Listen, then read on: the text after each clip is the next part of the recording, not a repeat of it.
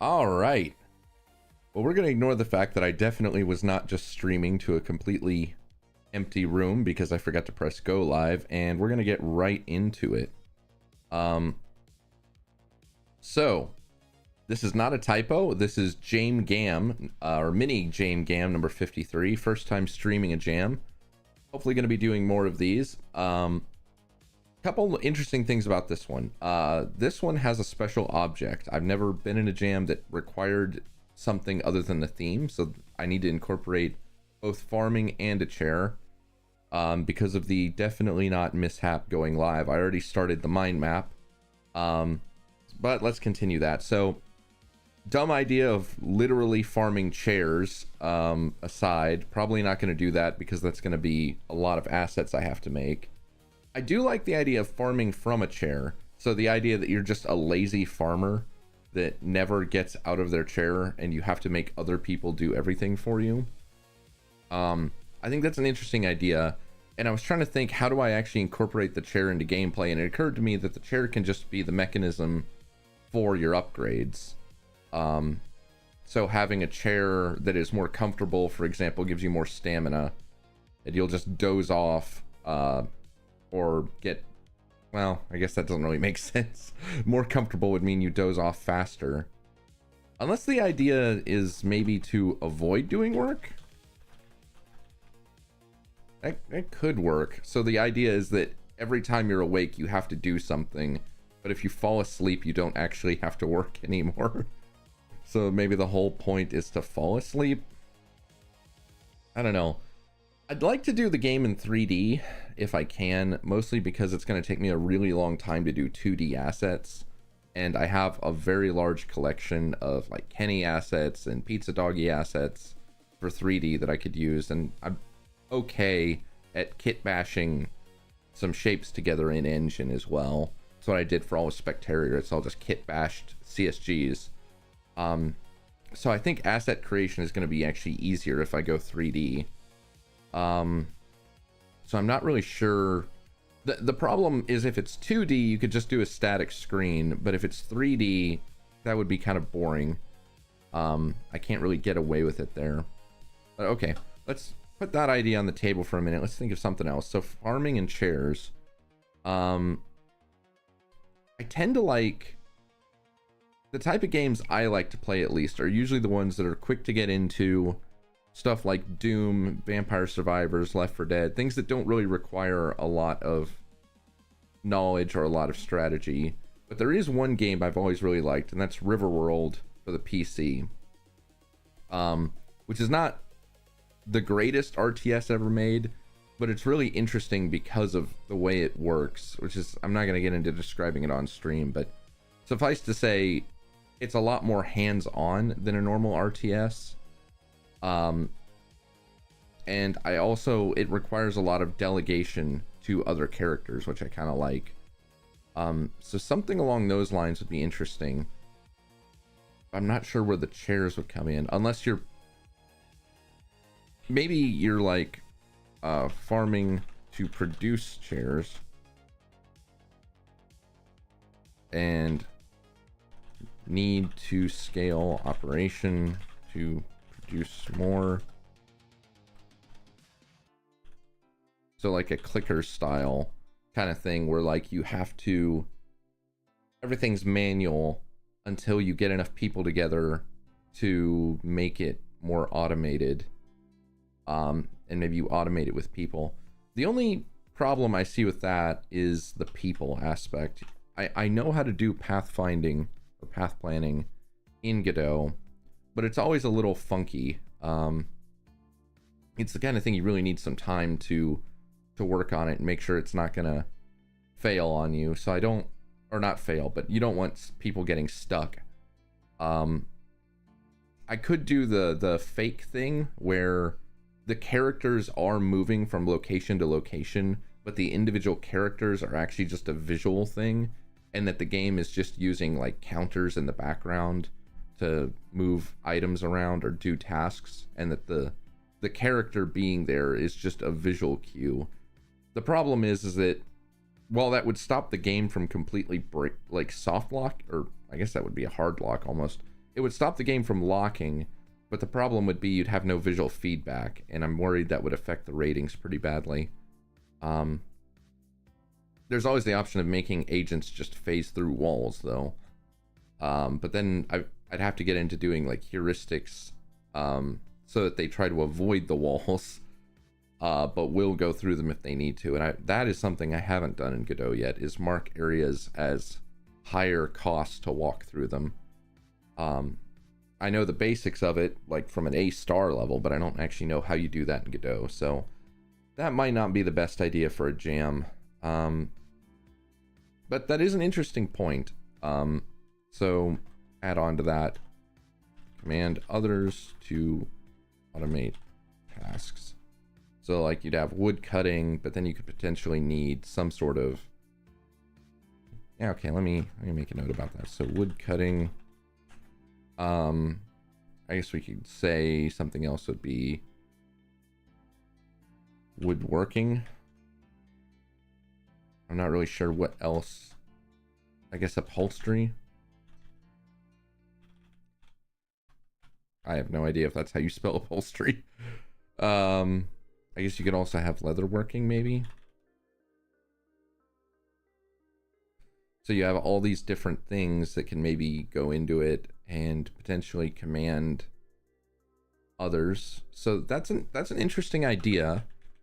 The only thing is that's not a very original idea. I'm not sure I love that. Because like gameplay wise, it basically just comes down to there's a bunch of random things you have to do, and you have to keep doing them manually. I guess if I wanted to keep it interesting, the gameplay would have to initially start. So gameplay starts from, I don't know if I'd say time management. We'll say like time and stamina management shifts to resource management. Yeah, I think that's that shift in gameplay where you initially start out doing everything manually and having to plan out your activities so that you don't run out of stamina, and then having it eventually shift to now you're managing all your people and making sure they're doing the right things to get the right amount of resources. That I'm a little bit worried about that in a jam this short. I think if I had a week, I wouldn't be too worried, but in a jam this short, I'm worried that one or both of those is going to end up falling by the wayside. Okay, so let's keep thinking here. Okay, so here's another idea. So you need chairs to farm because you're too short. Too short to reach trees. So like like you're picking apples or oranges or something, and you are physically not tall enough to reach them. So upgrade chairs to reach higher trees. Collect all the fruit off the tree.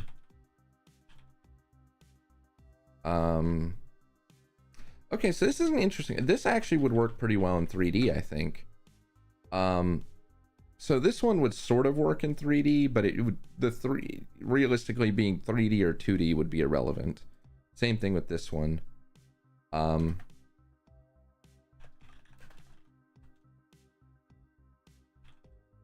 This one's kind of an interesting idea. So you could maybe do unlock taller chairs. More stable chairs, more chairs. So what I'm thinking, this kind of, I did a game last year called Cookie Clamber, where the whole point was that you were supposed to use objects in the environment to help you get to cookies that were up on cabinets and things. So I do have some experience with that kind of game. So I'm thinking kind of the same idea where it's like, there's like either one tree that's maybe really tall is what I'm thinking, with fruit at different levels of it, and maybe the fruit changes as it goes up to be more valuable, and you're stacking chairs on top of each other to try and get to the fruit on the tree. But some of the chairs, for example, are maybe really light. So if you try to stack them, they fall over very easy. But maybe other chairs are sturdier and it's easier, you know, or maybe there's like taller chairs that make it easier to get higher up. I kind of like that idea because that also goes with like a kind of a memory of mine is that when I was younger,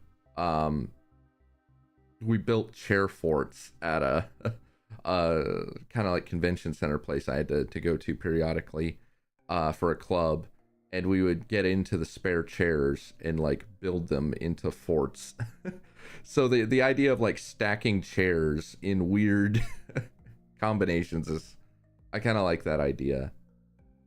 The physics of the chairs worries me a little bit. Physics, I've got a decent bit of experience with balancing physics simulation so that you don't have objects plowing through each other and sending everything glitching off into the distance. But what worries me is the stacking. How exactly is that going to work?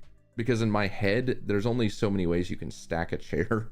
You can either put them directly on top of each other and make like a pyramid, or you could do like flipping chairs over, but that works better in real life. I don't think that's going to work as well in a game's physics simulation.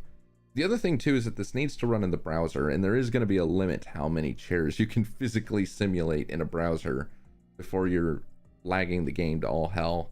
And I could do a Windows export, but I want to make sure that the game is playable on different platforms. So let me put my concern in here. Concerned for stability and performance. My thought is potentially one way around that is you could freeze the simulation. So there could be set balance period, then simulation freezes, or the chairs aren't simulated. So it could be that maybe the chairs can just be stacked arbitrarily, if you will. I could maybe make it so that the chairs are more like snap points, where you can like snap a chair to another chair, but only at certain connection points. Or maybe there's a limit to how many things can be snapped to the chair, or like a weight limit.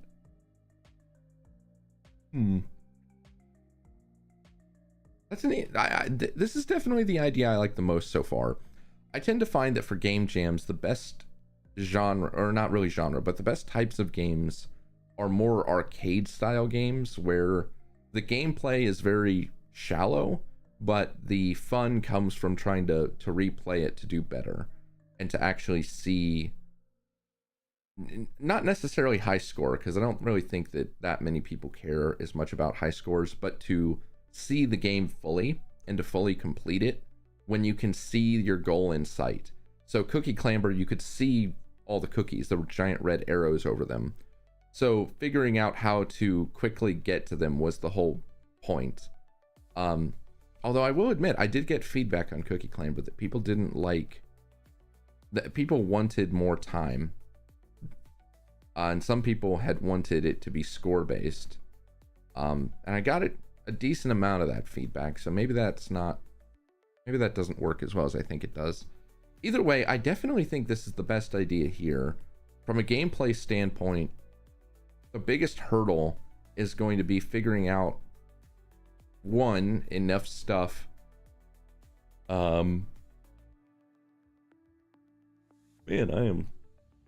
for having slept in today, I am really tired. That does not bode well for the jam. I think the biggest issue I see is how am I going to, I guess keep the game, well, not keep the gameplay unique. How am I going to keep it stable enough that it's not boring? Because obviously, if you're stacking chairs, the fun has to come from the fact that the whole thing could collapse on you at some point. If there's no risk of it collapsing, then you're just basically placing blocks in midair, and it's just a fetch quest then to just place them where you need to go. Actually, that is an interesting idea. One thought could be that the chairs are anti-gravity. So it could be that when you place a chair, it just hangs in the air wherever you place it. And it could be more of like a first-person jumping game where you have to... Okay. Where it could be that it basically you place your own platforms, and maybe some of the chairs are like springs and can bounce you up or something. So like the whole point isn't that you're stacking the chairs, it's that you're like placing them, and you have to build your own path and figure out the most productive way to go about that.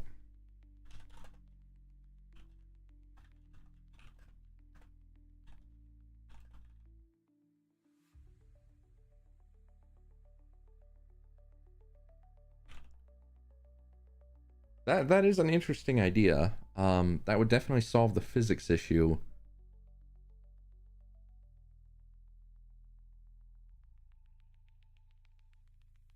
So the whole game would basically just revolve then around... I guess the question is, can you soft lock it or not? Or am I going to build it in such a way where you can't? Is the point... Because there's actually two problems I see with that. One is, how do you get new chairs? Are you going all the way back down to the ground to sell the fruit? Which is kind of what I was thinking initially, is that there's a fruit stand. If you're going all the way back down to the ground, going up and down your own path that many times is going to get annoying. It might encourage players to like optimize it over time, like if you could pick up and move the chairs, but it might also just be really annoying. So I don't know that I love that idea. The second idea is, or the second concern, well, yeah, so if you have to go all the way back down to sell the fruit, the alternative would be that the fruit just instantly gives you money if you collect it, which could work. That would kind of encourage you to stay in the air. My chief concern is soft locking. So if you have to pay to get chairs, and you place a chair in a bad spot and then you fall and you can't get back to it, that would be a problem. So there would have to be some way to maybe get there'd have to be some way to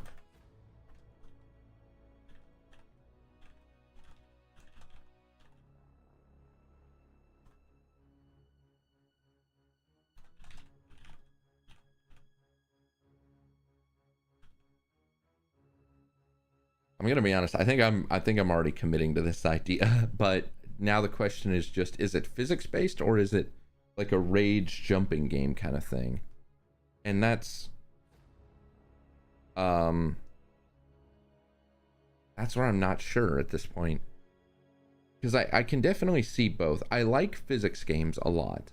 I think they can be really fun, especially when the simulation does kind of freak out a bit. The only issue is I think practically physics is going to be a problem in the browser. Even with Jolt being more performant and more stable than the old physics engines Godot came with, I don't think that that's going to still work very well. But I do like this. So one of my main goals is I try to make the game about 10 minutes worth of gameplay, but I want it to be the kind of thing that you can replay. And I think this fits that description perfectly, because if the fruits get harder to get as you go up the tree, then this sort of perfectly encapsulates that to where you can... It's a lot like, what is it? A game about digging a hole, where it's not conceptually a very difficult game, but it just the need to finish it is what drives you to play it. And I think that's what I'd be hitting here. So I really like this. I just don't know. So let me rethink these other two ideas just to kind of revisit them a bit. So the balance period would be like Angry Birds, where if you hit a pig, there's a set amount of time where once they stop moving, it locks the simulation again. And it's not until your next turn that something changes. Now there is that there is a system in basically every physics engine where objects can go to sleep, but I'm really talking about completely locking them. I don't know how easy that is to do in Godot though. I've never. Let me see something really quick. If we come in here and we add a rigid body, is there a lock option? There's lock rotate. Oh, there is freeze. Ah, okay. Yeah, so that's good. I'm going to make the assumption that works the way I think it does. So if I can freeze it, that would work. So basically, if you place a chair, there might be some amount of time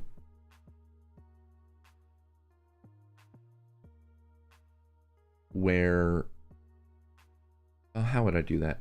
I'm kind of imagining that like chairs at the base would essentially become frozen and not unfreeze. And then as you build up, only the ones at the very top are at risk of falling.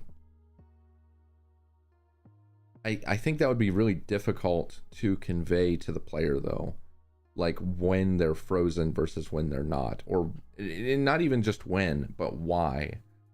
Unless I had some sort of like,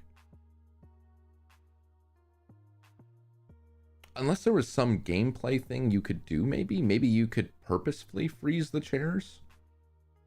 That's an interesting idea. So maybe like if you had like super glue as an item and you could like glue the chairs, that's kind of an interesting notion.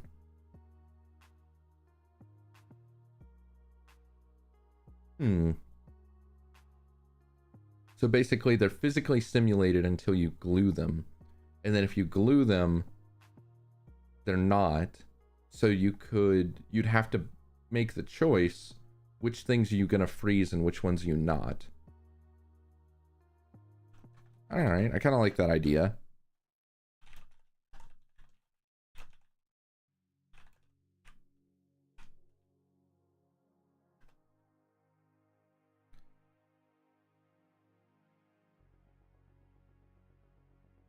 Actually meant or not simulated on this one. Okay, so that's actually kind of a promising idea. So you have something you can use to lock the chairs together.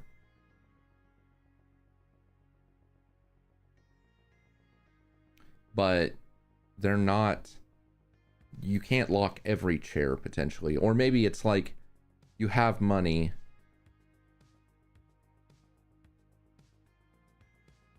I'm still worried about soft locking in this case, because then if you have, that's my biggest concern, is if you soft lock yourself, because if the game had a way of detecting soft locks, I could either try to give you an aid to help you out, or I could have the game over. But without that ability, I think there's going to be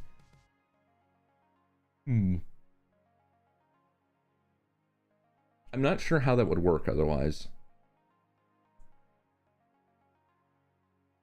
That's my biggest concern, is I just don't know how exactly that would work.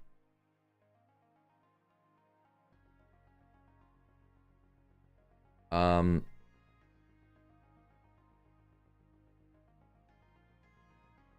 guess one option is I could maybe give you a infinite supply of very basic chairs that aren't very good. To maybe help you get back to where you were, potentially. It could even be maybe some chairs Hmm. See, I think the biggest problem is that in real life, if you're stacking chairs, you can kind of interlock the legs. You can like flip a chair upside down and you can lock the legs of the other chair into it. And while that's not impossible to do in a game physics simulation, it is going to be a little fiddly. Games tend not to like it if something is getting collided on from multiple points, especially if it's a relatively thin piece and most of the mass is located somewhere else in the object. Yeah, that's kind of a recipe for causing the physics simulation to start to freak out.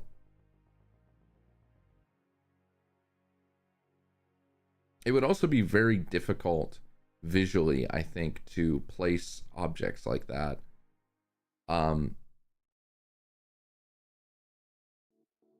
Honestly, the big thing I'm kind of overlooking too is just how much of a pain it is to manipulate objects in 3D space in a first-person game. And I don't mean from the player's perspective, because there's ways around that. The biggest pain is trying to have a rigid body that somehow is now stuck to the player. I have never really come up with a good pattern for that. Even in Cookie Clamber, where you can pick up objects, what's actually happening is that you're copying the object whenever you pick it up and then spawning a new object.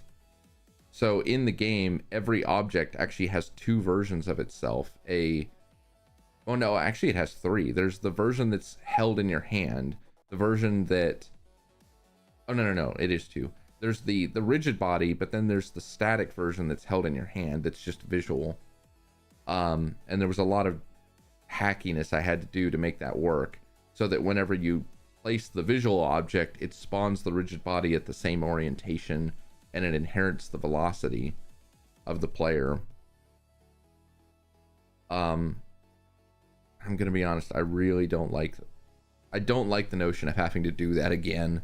Like, I could, and I could probably borrow a lot of the code. It's an older version of Godot, but I'm sure it's close enough. I just don't. The other option, and I haven't done this yet, would be to have some sort of build mode where you can place the objects separately. But I feel like that would be very tedious to flip back and forth between a build mode and a first person mode. So I don't really want to do that.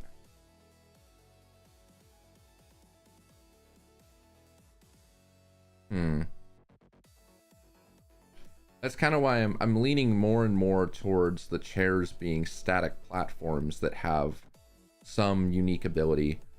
One thing I kind of like is that some chairs may have limited uses. So I like the idea that some chairs are maybe very cheaply made, and if you step on them too many times, they break. I think that's kind of an interesting idea. That also might solve my soft locking problem if you have an infinite supply of breakable chairs. It would make it very tedious to climb the tree with just them, so you're incentivized to collect the fruit to buy better chairs that aren't breakable. Oh, you know what? There is a relatively easy solution to soft locking. I could make it so that there's a button or an option to drop all of the chairs. I don't know why I didn't think about that.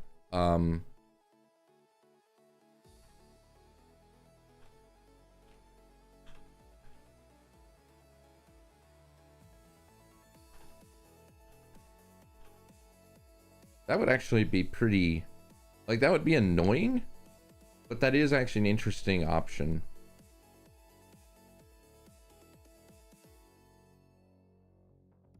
Okay, let me start to lock in some of the things here. So we've been doing this for about as long as I want to do this. I think this is a good approach. So need to climb tree to collect fruits to buy chairs to climb tree. There's my whole gameplay loop right there. Different chairs have different abilities, like bounciness. Well,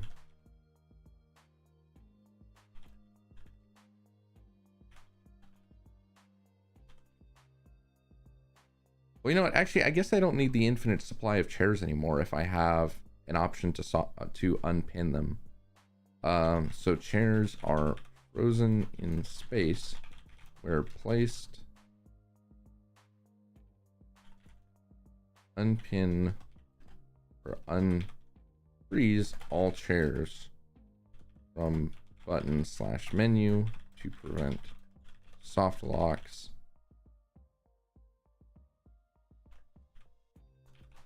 Fruits get more valuable the higher you get.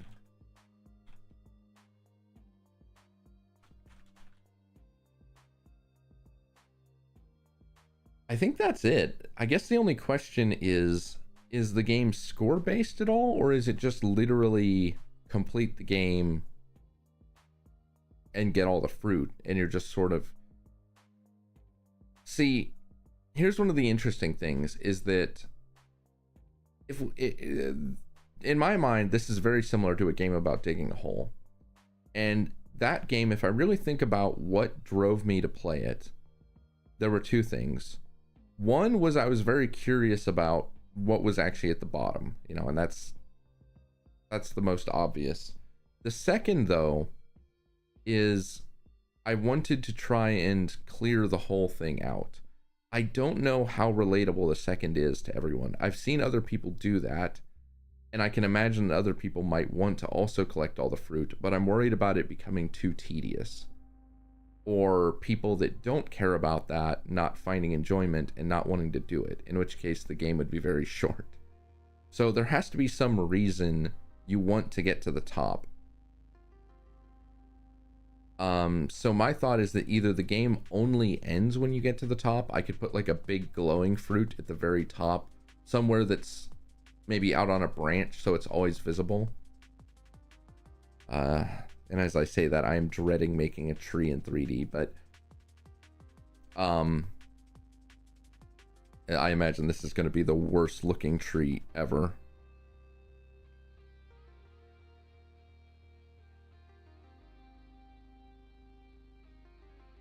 I don't know.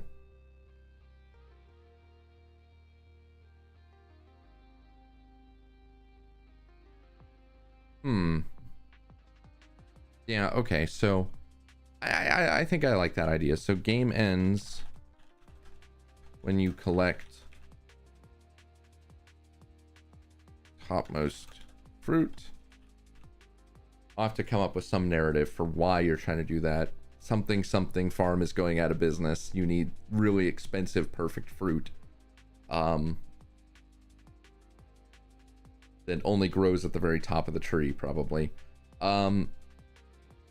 Honestly, I don't even know how much of that is going to be conveyed in game and how much is just going to be flavor text. Because if you make the fruit shiny enough, I think it'll get the point across that you need to collect it.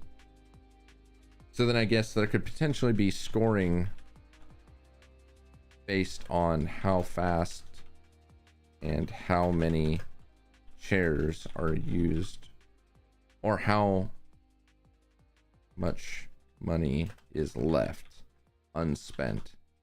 So if you manage to collect the fruits but not spend them, then that would be a benefit. And then also how fast you did it.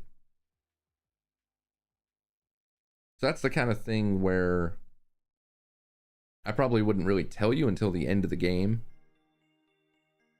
I'd probably give you the timer, just counting up to show you how long you're taking. And show you how much money you have.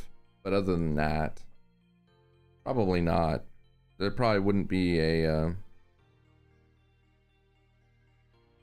probably wouldn't be any penalty if you take too long, other than just you don't get the score. Yep, okay. I think that's the plan. So that's simple enough to make. I just need to make a few visually distinct chairs and think up what the chairs are going to allow you to do. My thought at the moment is that the obvious one is the bouncing chair. So there's a chair that is very bouncy if you stand on it. Another one would be something like a couch, which isn't technically a chair, but close enough. So it could be that that's a very long walkway you could use. The other idea is a very big chair that's more platform to stand on, so you're not constantly balancing on very small chairs.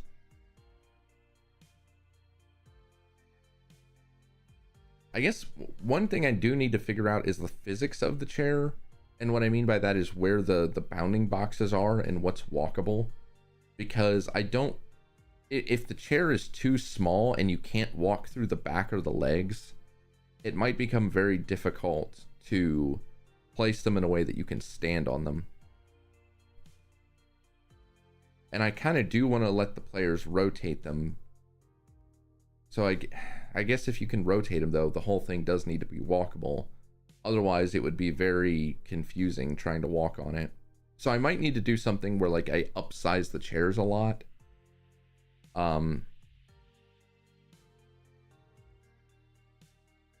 Yeah. Okay. So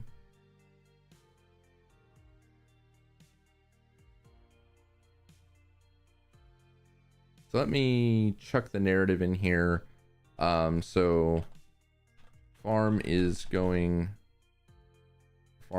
at risk of going out of business. Must get fruit from tree to get money.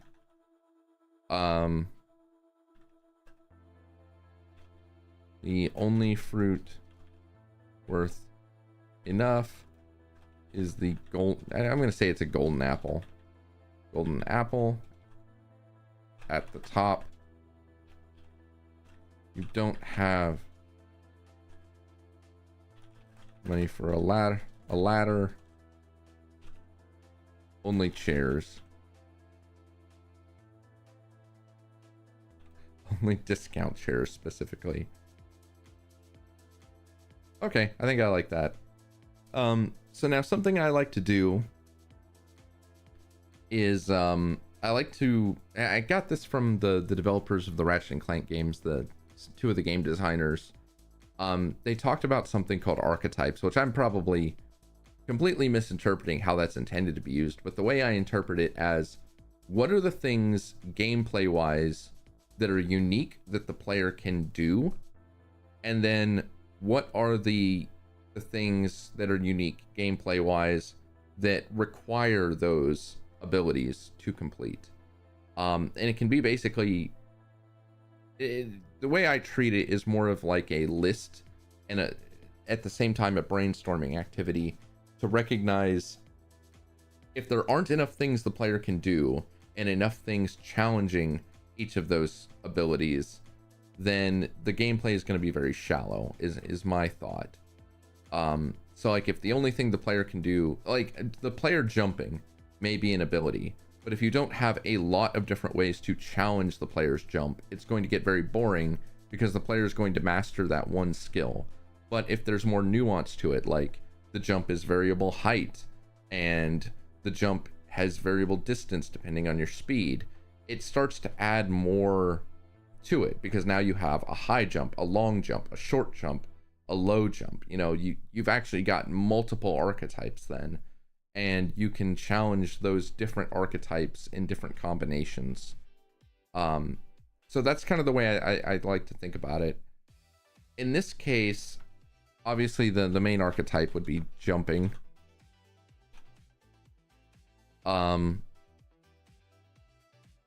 And I'm also going to count the different chairs as player archetypes. Man, why am I so tired? All this talk of chairs is making me sleepy. Okay, so let me add bouncing chair. Basic chair in 3D space. Or a basic hover chair, maybe. Or, well, basic chair platform. Let's call it that.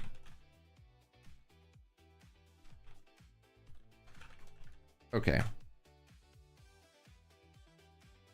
Yeah, see, that's not really a lot. There has to be, I think, more to it than that.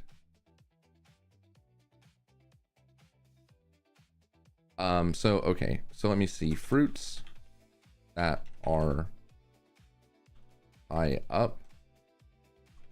Fruits that are far out from branches / trunk.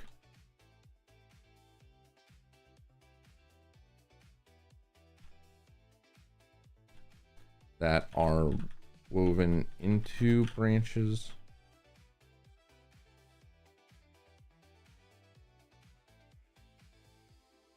So this is what I'm getting at. So this kind of gives me an idea for how I can maybe place some of these. So my thought here is that if something's just high up, that's kind of the basic one. You just stack up to get to it, or you staircase up. But ones that are far out, you can't staircase to them practically. You need to build out. And then ones that are woven into branches, that's more of searching for them. And maybe using the branches themselves as your platforms. So learning to use that. So then I guess the question is, are there any other archetypes? I like the idea maybe of some sort of moving platform.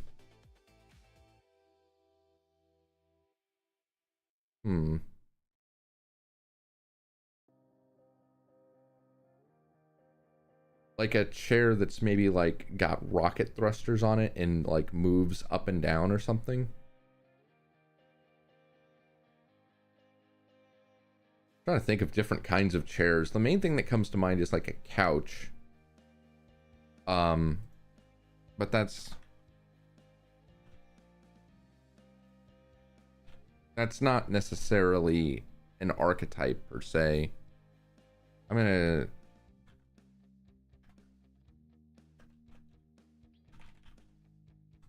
we'll say small cheap chairs,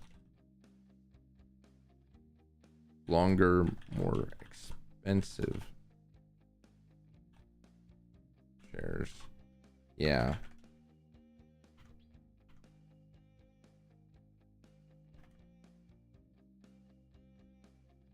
Did I tab those? I did, didn't I? I'm used to using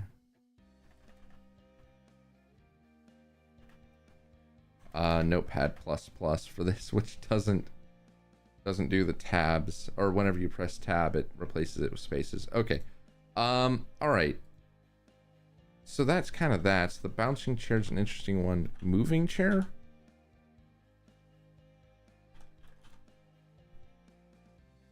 / rocket chair. Or,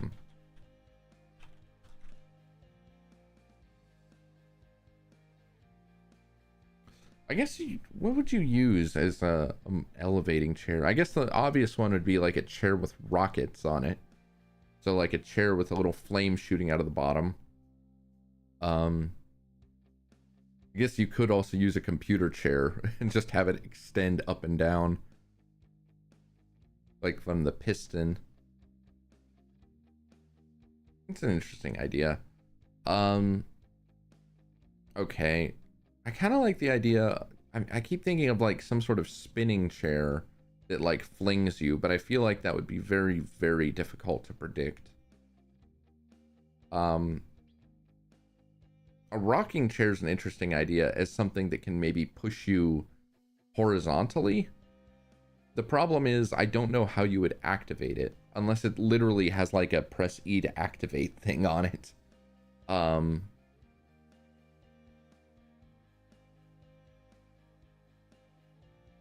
Yeah, I'm not sure about that.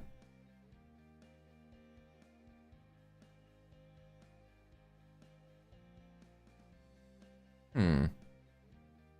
I'll maybe put a question mark next to that one. So,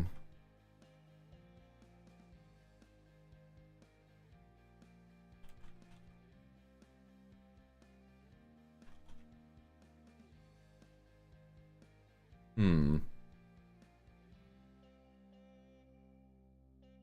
That would help with this archetype. But so would the couch.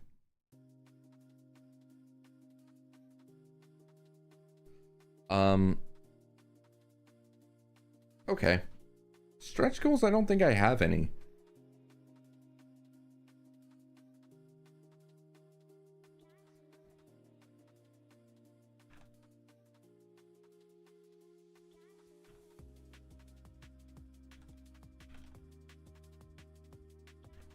Okay. Honestly, I think that kind of handles all the ideas. I think we've got our direction.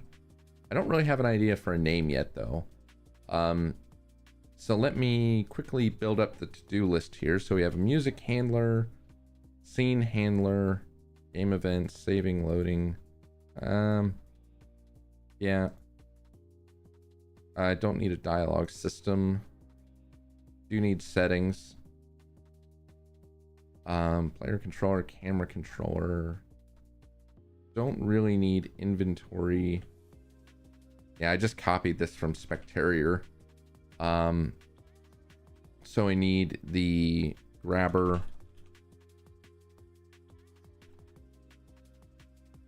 Item pickup. Store. Reset. Yeah, game over. And the win. Well, I guess there's not really I guess there's really just a win condition. Okay, so basic chair, couch, fruits, tree. I'm thinking the tree, the best way to do this would be to build it out of smaller components like branches.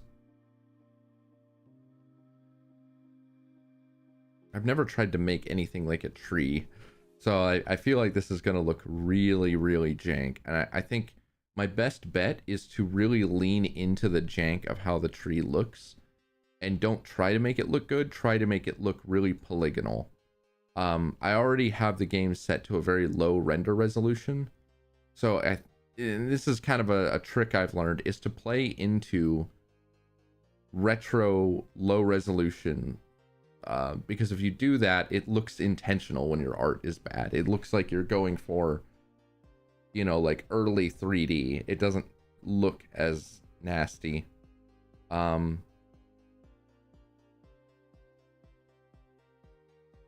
Okay, so that I think is an option. I don't know what else I need here. I kind of like the idea that the fruit is sold instantly. But I also kind of like the idea. I think it'd be very satisfying if you went down to a fruit stand and you heard there was like a like as you like sell the fruits, like each one sells at like a slightly higher note or something. Oh, but that would be really difficult to do in a web export because you can't do pitch shifting in web exports unless they've changed something. You can't modify pitch. Dang, that would be problematic. You can only do that on like the desktop version. I was gonna say, because like what I'm thinking is like the slime rancher, whenever you sell items that dunk dunk dunk dunk dunk dunk dunk dunk dunk kind of sound. I guess you could do that with pre-recorded. Maybe that's my stretch goal is well, that's kind of a weird stretch goal. I'm gonna leave that there.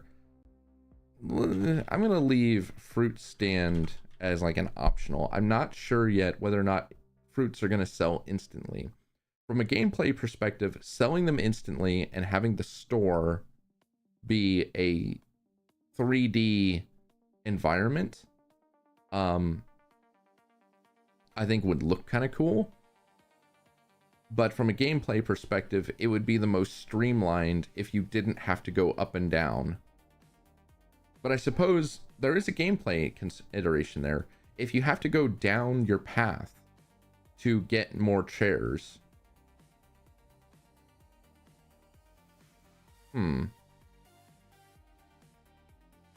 If you have to go down your path to get more chairs, then it means that you can't build.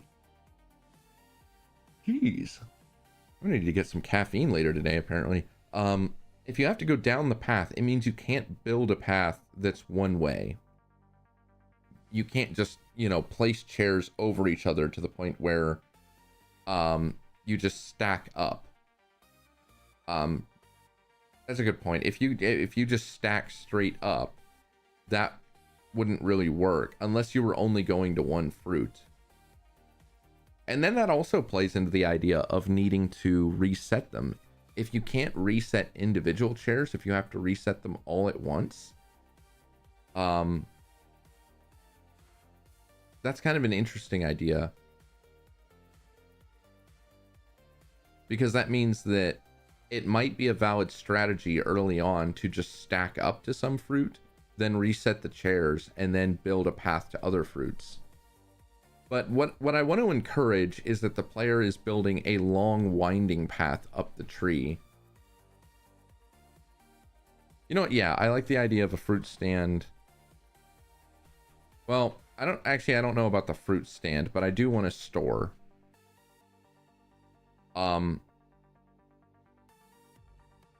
Like, I like the idea of a physical store you have to go to buy things. And I think the reset, instead of just having all the chairs drop, I think what I'm going to have it do is it actually just sells all the chairs. And probably you'll get like all your money. Yeah, you'll probably get all your money back for them. Ooh, but actually there's a good reason not to have the... Let me actually put this in the high level design. There's a good reason. So fruits sell instantly. Collecting golden apple is instant game over. Chairs can be so let me do this. Chairs can choose to sell all spawned chairs for 100% return. So basically these two are important. The game, because if the score is going to be based on how many chairs you have out, that means there is a legitimate strategy to potentially selling the chairs that you've already placed and getting your money back. So it both factors into preventing soft locks, but also making it a potential strategy to go for easy apples early on as fast as you can by stacking chairs, you know, maybe like jump stacking or something. And then you just sell them and just drop to the ground or something. But for the golden apple, you can't just sell all your chairs once you get to the top from store on ground. So what I want to do is I want to make it so you can't just get to the golden apple, sell all your chairs, and get 100% score. Because that would be kind of BS. And it would be a very hacky way of doing it. Okay, I need to drink more of this tea, man. I'm going to put people to sleep listening to my stream. Yeah, I think that's a good plan. So basically, if you have to go on the ground to buy chairs, that forces you to go up and down your path if you want more chairs. But I could make it so that you can carry chairs.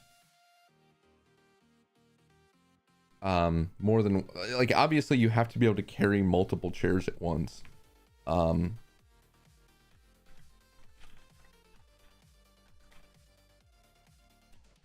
If you can't do that, this would get extremely annoying unless you have the ability to buy chairs in the air. But if you have the ability to buy chairs in the air but not sell them, that would be problematic for the score.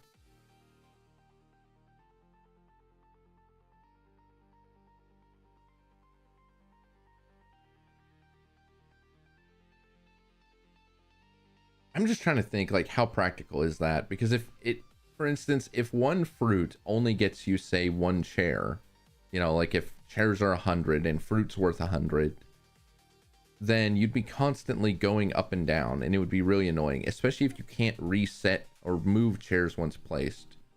So can't move chairs once placed. I think that's pretty important. So the problem is, if you have to go all the way back down to buy the fruit, one fruit has to be worth multiple chairs, enough that you can go around and... So basically that means that fruit that are far out on their own are not really worth anything unless it's a valuable fruit or there's multiple of them, because otherwise it wouldn't be worth going out there to get it. So I guess that also comes into the strategy of, are you going to risk going out of your way to get that fruit and potentially the time penalty associated with spending that much time? I'm kind of debating whether or not you should be able to buy chairs mid-air, but you can only reset them from the ground. There might be a big, like, reset option, like a button or something on the ground to resell the chairs. But it could be that you can just buy them while you're in the tree. Because if you can do that, then... Well, I guess that doesn't... The only reason to encourage the path to be walkable is just to make players not build pillars basically to the top of the tree. Which I probably shouldn't be possible if I design it right. It shouldn't be possible to just pillar all the way up. And even if it is, you'd only learn it after playing the game for a long time. And in which case, I think that's still a rewarding experience. So I guess I don't necessarily want to completely discourage building pillars.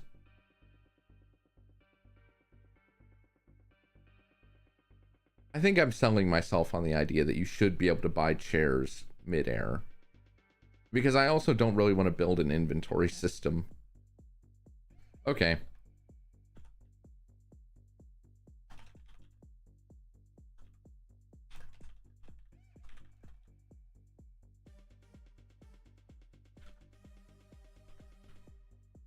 Okay, I think this is going to encourage the kind of gameplay I want. So you can do jump stacking by basically just buying lots of chairs mid-air. I'm going to have to make sure the buying process is quick. My thought is that maybe it's like the num keys or something. Or maybe use like the mouse scroll.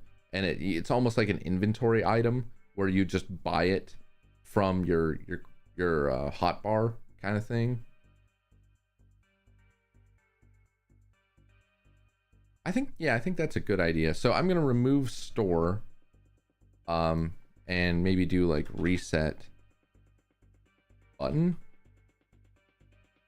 I'm thinking like it's like a yard sale sign or something. I have to make it something that the player is gonna want to go investigate though.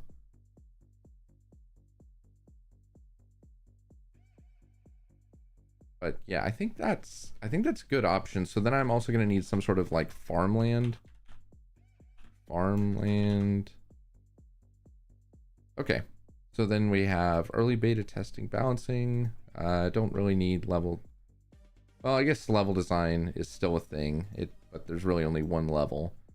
And Yep, so I need the chairs. Store menu. Kind of it for the UI, honestly. I don't need dialogue. So it's just SFX and music.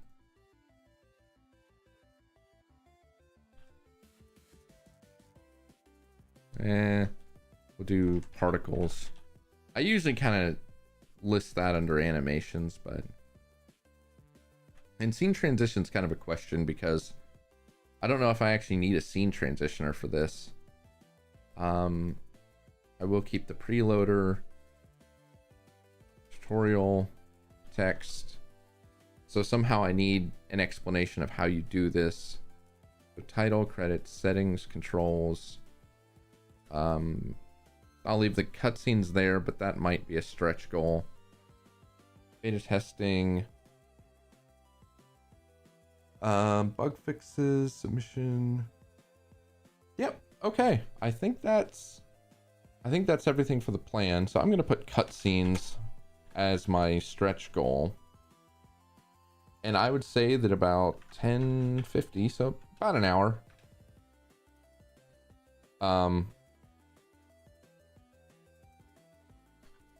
I think we're about good. So that is the plan.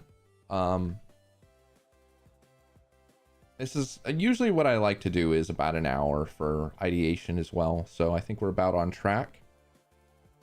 I am going to take a quick break and then we are going to get right into the coding and probably start building out the first person controller. Honestly, probably going to copy a lot of that from Project Upsilon or probably Cookie Clamber. There was some stuff I improved in Project Upsilon with how first person controllers work.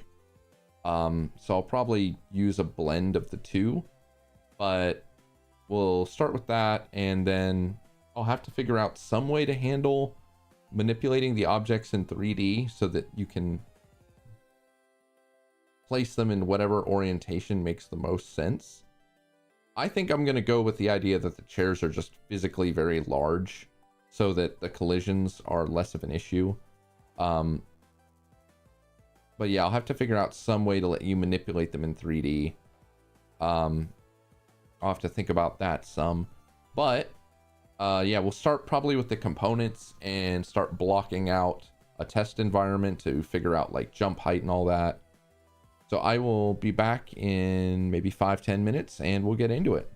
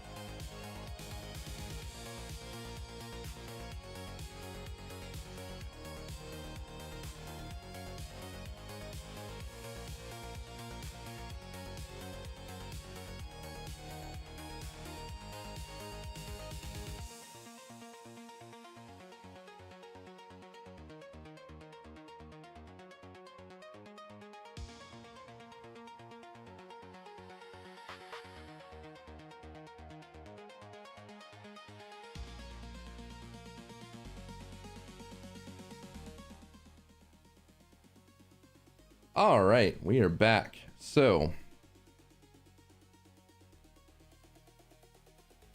I think the most sense it makes to start with is going to be the player and the camera controller. And like I said, I'm probably just going to borrow the code from Project Upsilon and Cookie Clamber, because first-person controllers are crazy difficult to do in a way that feels good. And Cookie Clamber, I got really good feedback on the way it felt. Actually, you know what? I say that. What I really need to do first is the settings system. Because if you're going to do a first-person controller, right off the bat, there's a couple things you have to do. And that is you have to have mouse sensitivity, mouse invert, and preferably some sort of field of view adjustment, because you can make people sick if you don't have that. So let's start with some scripts here. And I'm sure the way I'm capturing Godot, you probably can't see the pop-up menus, but just creating some folders. So we'll do one for settings.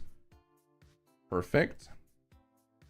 And I think I'm just going to go quickly look up the code that I used for settings in...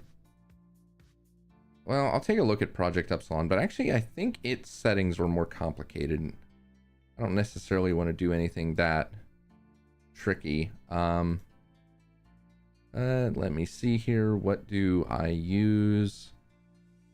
There's the proof concept scripts, and yeah, you can't see this again. I'm going through my browser. Eventually I'd like to get the streaming set up a little bit better so that I don't have to have it as a separate thing, but for now it'll work. Okay, so now I'll make a new script. We'll just do node and call it settings manager.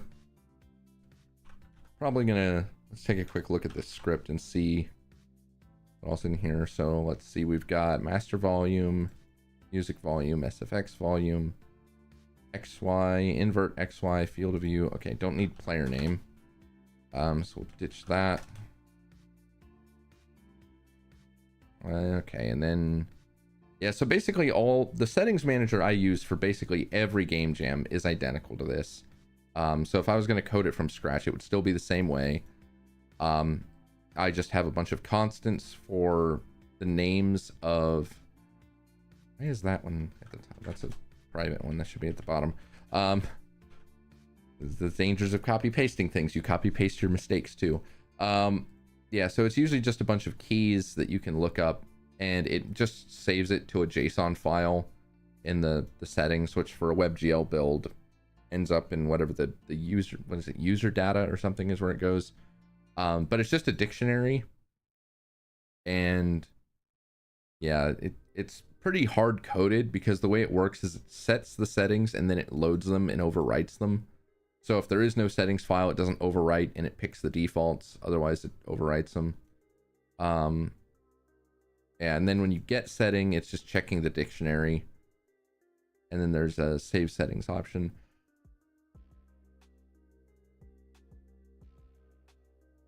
I've got a proof of concept for a more advanced system that's more configurable, to where the settings are like resources that you can reference. And you can just kind of add new settings by just creating resources, and there's not like a hard-coded list, but that's way overkill for this, and I'm not gonna do that for a game jam. Okay, so we have the settings now, so now I need to go into the globals, quickly add that. What are shader groups? I haven't seen... Oh, shader globals. Okay, I thought that was shader groups. I was like, what the heck is a shader group?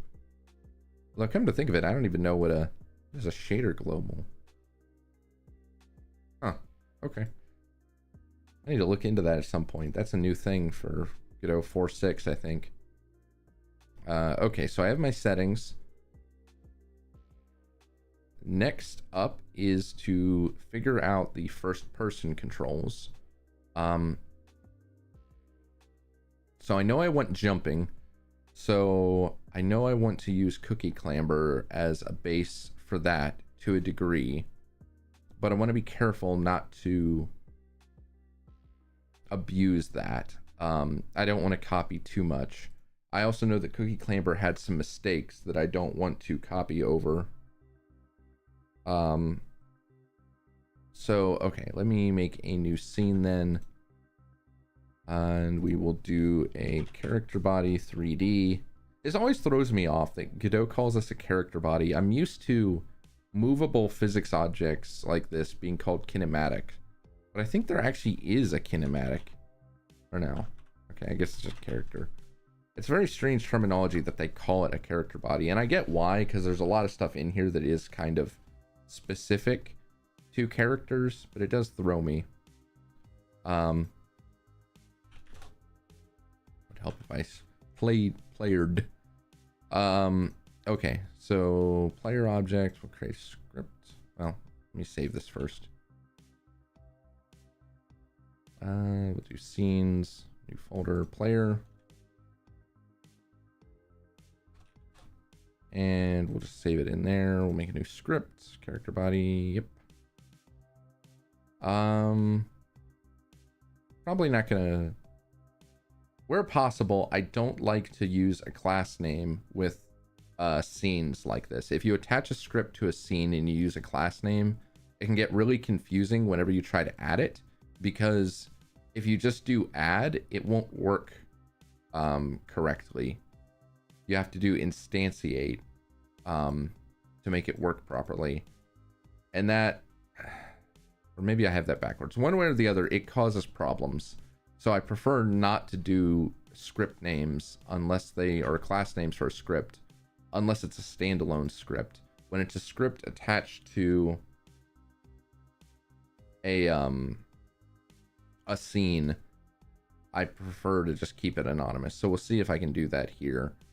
I should be able to, though. Okay. So now let me grab the player code from this and see how... Oh, I also have a player input object. I don't know if I'm going to use that. Okay. Yeah. All right, I'm going to start with Project Upsilon's code. But I don't think we're going to keep this for long. All right, I see this one had it. Okay, so anyone wanted to see how Project Upsilon's code work? I guess you can see that now. This is very messy. Okay, so spectator, recoil multiplier, don't care. Min pitch, max pitch, need that. I'll go ahead and keep locked.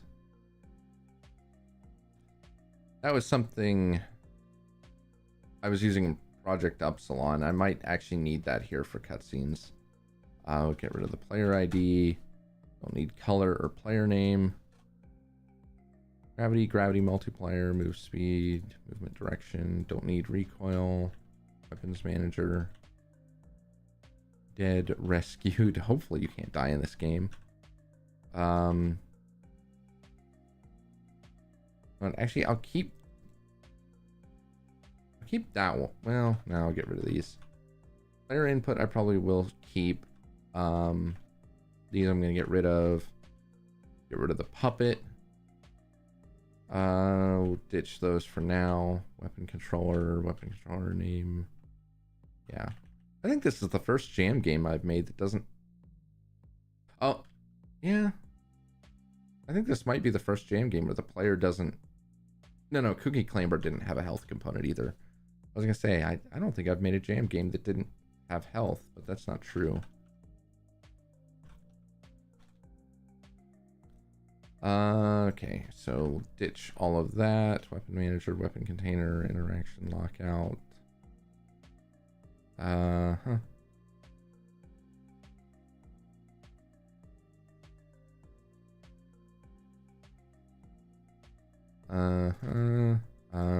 right.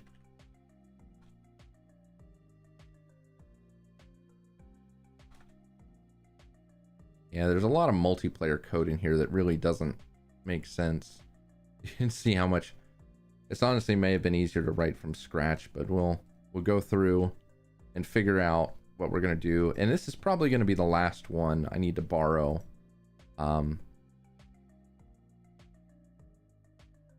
Okay, we don't need any of those. Don't need that either. Don't need avoidance. Don't need is targetable. Is in play. Hit. Ammo ratio. None of that's needed. I don't know why direction would have been something that you could get. Actually not even sure what Project Epsilon was using that for. Okay, update avoidance, synchronize avoidance, neither of those are needed. All right, the settings manager should be fine. Puppet, we don't need that. Or player type.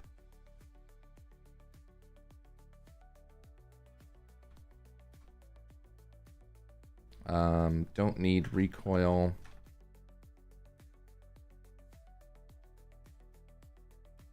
Head pitch, delta head pitch, delta yaw.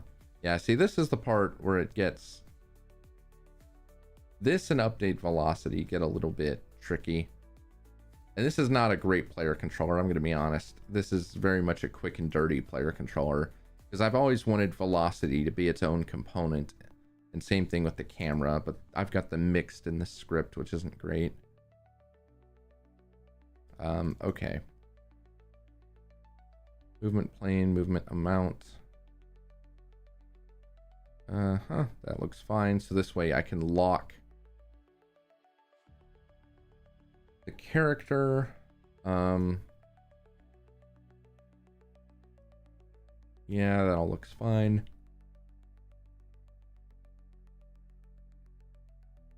I'm sure there's absolutely better ways to do this, but it works.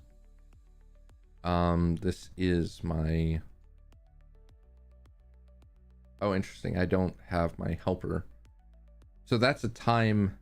I learned this from Firebelly Games. They have some great tutorials. This is the equation for a frame rate independent lerp, because lerps are not frame rate independent on their own. And there's some funky math you have to use to make them. You normally have that as a helper function, but I guess I didn't here, which is fine. Basically, so if it's 0, I just tween you towards 0 using a lerp. And if it's not, I tween you towards the movement direction that I captured from the inputs.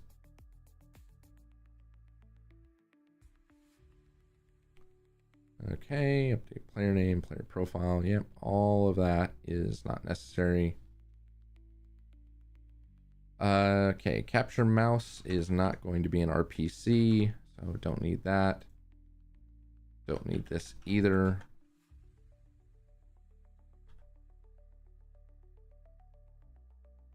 I don't need a kill option or a rescue.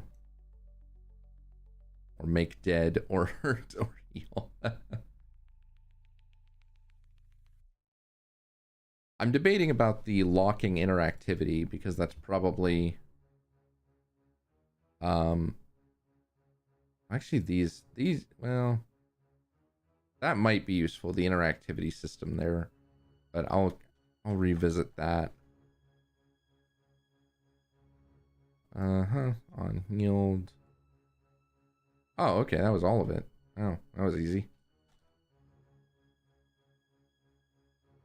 Yeah, so I will need that player input class, but first let me actually construct the player in 3D. So Cookie Clamber, I had a deliberately small player, but here I think I'm going to go for a normal sized human, and we'll just make the objects oversized. Unrecognized UID. Wonder why that happens. feel like I'm doing something wrong whenever I see errors like this, but I see this in every Godot project where you'll just randomly get the unrecognized UIDs. I wonder if it's because of that, maybe? Because of the unknown classes? Oh well. Okay, so the capsule, I think I usually do 0.25 on the radius. And then the height, I think, is 1.75 usually. And I like everything to be centered, so we'll do 1.75 divided by 2. So that's on the origin. Yep, okay. So now I need to add a, usually I'll do a node 3D, and we'll call this the camera offset. And this will be 1.75 minus 0.25, I think. It's really hard to see. Oh, there we go. Yep, I think that's right. So that's basically the head position. And then I will do another one, and I'll call this the camera pivot. And then this is what actually contains the camera. And usually what I do is I move this instead of the camera itself. And the reason I do it that way is so that I can apply screen shake to the pivot or the offset without messing with the camera itself. Or sorry, I actually apply the screen shake to the camera, and the pivot and the offset are the parts that are player controlled and animation controlled. Usually the offset's animation controlled and the pivot is player controlled, and then the camera has the screen shake. You could do that as a separate component. You could make a screen shake component, and you could have that just be a node 3D that the camera is a child of. Probably be the smarter way to do that, but it's just personally how I structure it for jams. Again, this is not do as I say kind of thing. This is just get it done quick. So I need that as unique. Are there any other unique things here? Just the player input and the camera itself, right? Because the FOV adjustment is part of this class. Yeah, player input. Okay, so I'm going to grab the player input class. This one's very, very simple. Although this is actually, in hindsight, this is the one that's more important now that I think about it. So player will create a new, actually for this, I'm going to do this in here. The reason there's a player input class is in Project Upsilon. It's multiplayer, so the player input is network synced. But I've actually taken to start doing this for everything.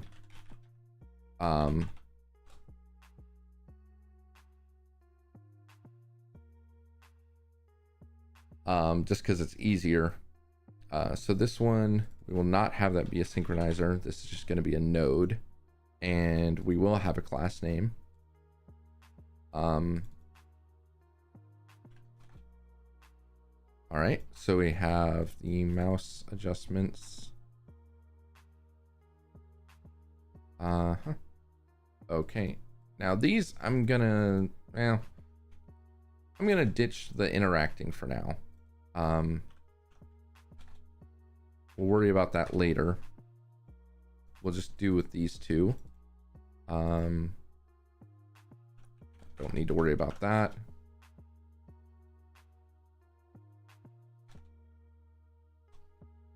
Okay, yeah, I'm not gonna worry about this right now.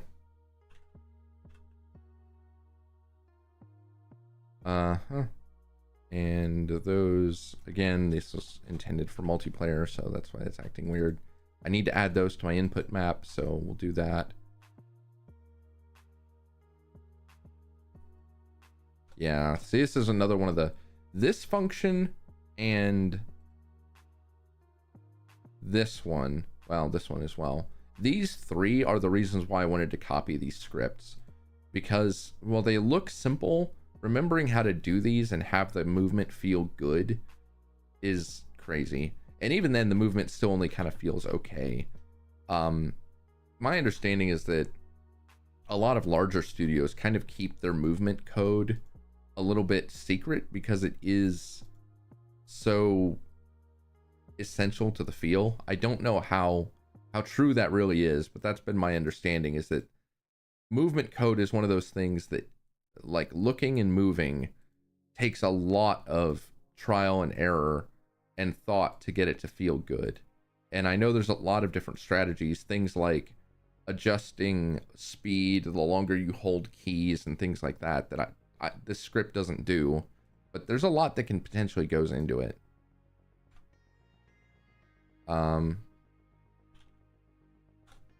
Okay, so there's my player input. Access that as unique. Yeah, so the way this works, the settings manager stores percentages for sensitivity, and then the input component itself is what stores the ranges. Not necessarily the best way to do that long term. It's probably better to store the actual value in the file instead of the percentage. That way, if you ever change the range of percentages, it doesn't screw up everyone's settings because the range that you're mapping to is different. But again, keeping it simple. So at this point, it should now be possible to move the player. The only problem is it's going to immediately lock my mouse. So I need to add in an escape option so I don't have to Alt F4 constantly. But let me also add some options for inputs. Okay.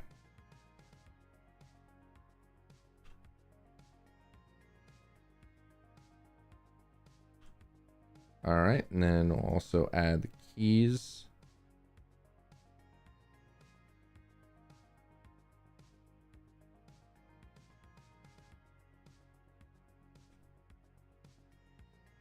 And realizing you probably can't see this, I'm just doing the key bindings. Okay.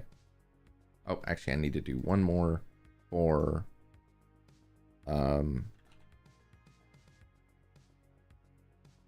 menu.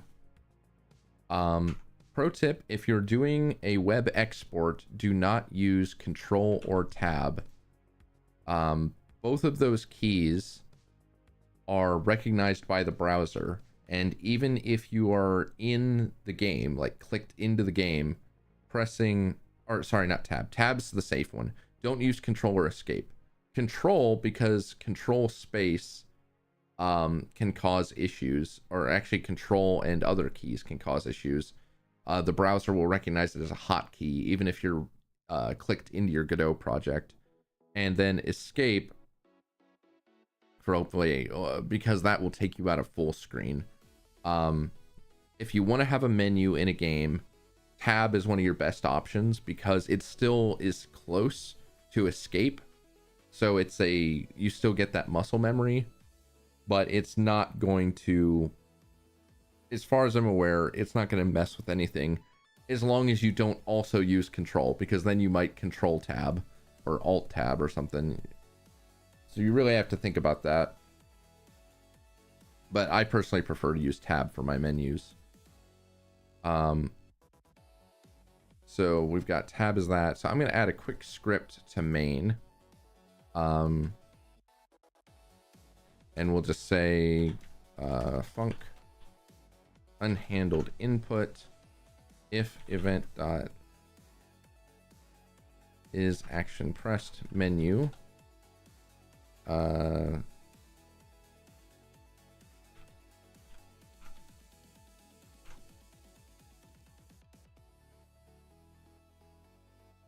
we go.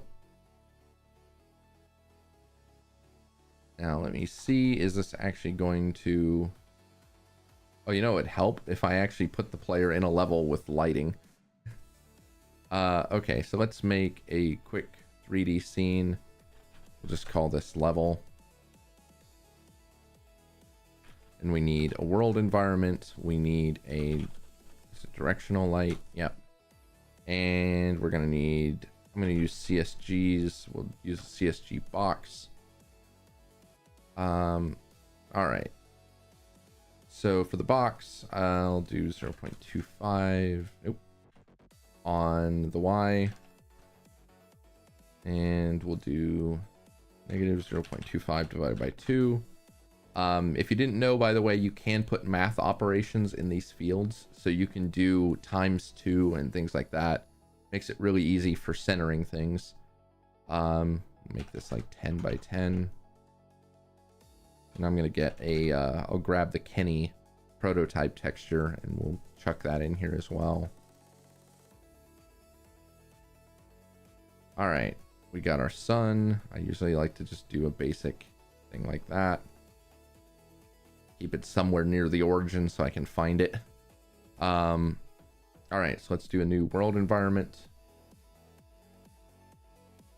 And actually, I'm going to make that as a resource. I don't think there's really not a reason for a jam to make the environments as a resource, but I always like to do it in case I want to change them.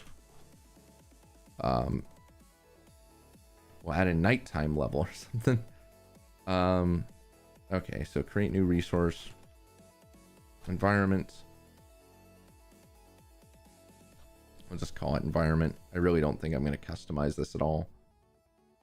And I will load that environment so that then I can edit it. We'll do... I'm probably going to load a skybox, but for now we'll just keep that. Ambient light, whatever. Yeah, okay, we'll just leave all that be for now.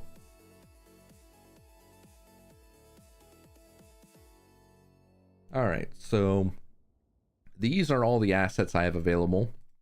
Highly recommend getting a tool like this. I use a program called EagleCool or Eagle.cool. There's other ones. Kenny, some asset packs like Kenny actually come with an asset browser, but it makes it very easy to find what you're looking for. A lot easier than navigating the file system, especially if you're on Windows, because you can tag things and search them. I happen to know where what I'm looking for is, though. Well, I will actually need a crosshair as well, but where is my prototype textures? Down here somewhere. There they are. All right, so I want to go for probably not the orange. We'll go for the light, and I think the one I normally use is this one. So I'm going to export that, and we'll just chuck that in the resources folder. Now, Godot really intends you to keep your resources in the same folder as your scene, so that they're next to each other. I personally don't like to do that for a couple reasons. One of the big ones is that if you keep them together, it makes it harder to do loading. One right off the bat is that I find a lot of times I need the same texture on multiple things.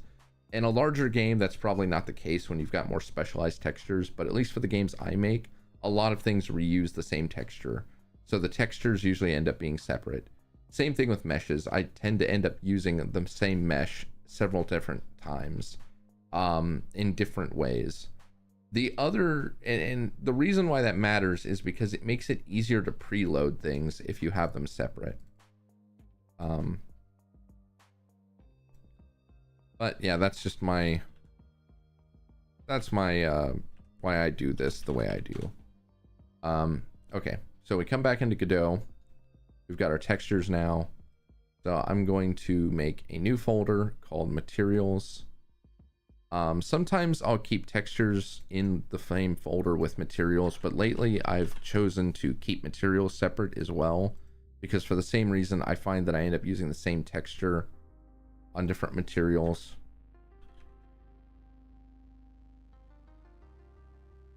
Okay, and we're just going to call this test grid material.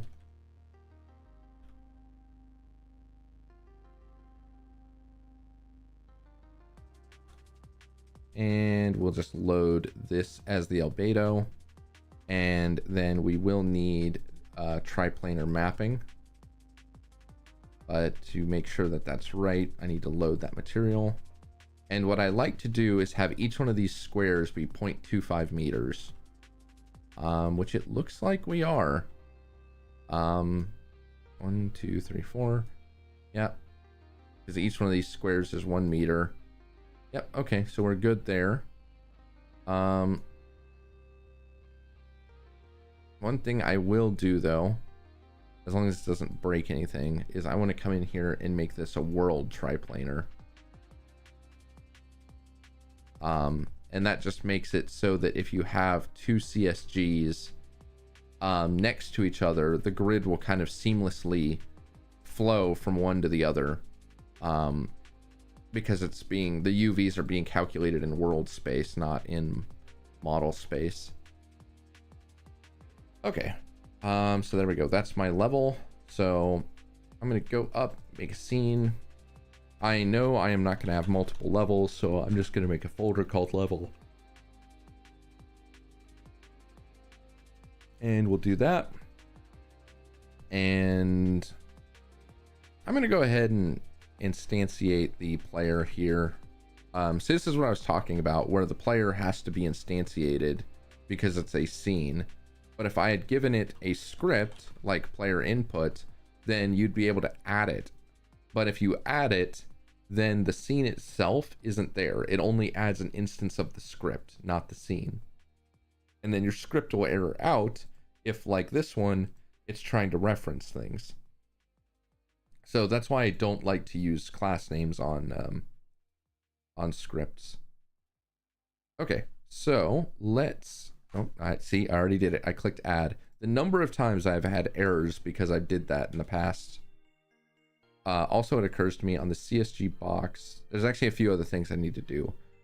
First and foremost, I need to select use collision, and I want to edit my layer names. So I usually make 1 static, 2 player, and I'm going to call 3 item on this one. Because this is static, you don't really need a mask. It's not going to be checking for anything. CSGs are always static colliders as far as I'm aware.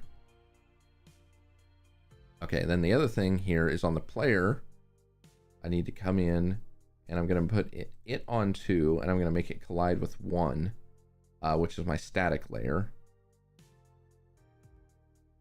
I don't think I need to mess with anything else here. It already defaults to grounded.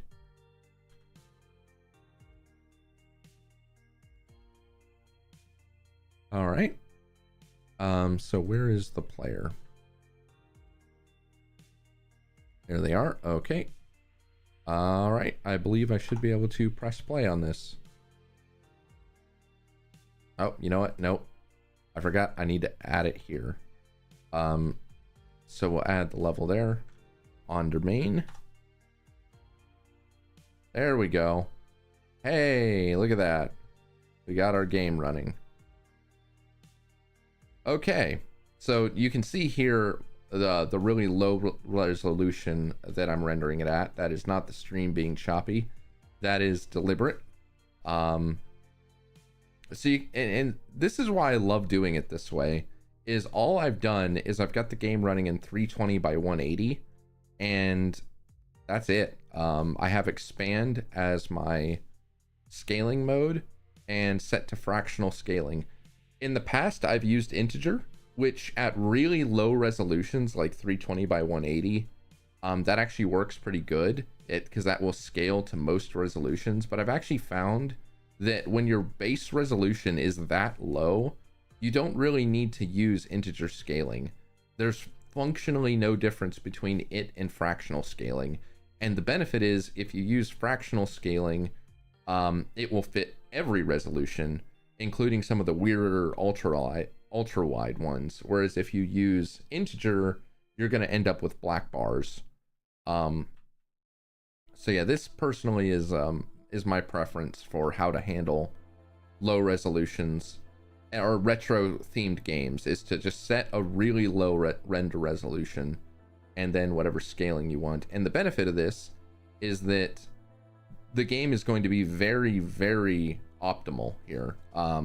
because it is literally rendering only 320 by 180 pixels and then upscaling it, you can do quite a bit, especially in browser-based games, and not have to worry about performance as much. Especially too, because I didn't mention the game is running in compatibility mode, or got the renderer set to compatibility, which you need to do for web games, but that also disables a lot of the effects that wouldn't exist in older games like N64 era games. So that's another tip. If you want to make a retro themed game, try using compatibility mode, because it will literally disable features of the engine that wouldn't have existed.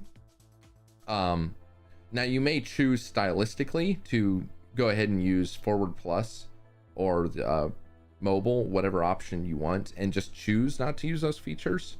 That's what I did with Project Upsilon, because I did want to make use of some of them sparingly. But just a pro tip, especially for jams. Okay, well, so far everything feels fine. I don't think there's any issues.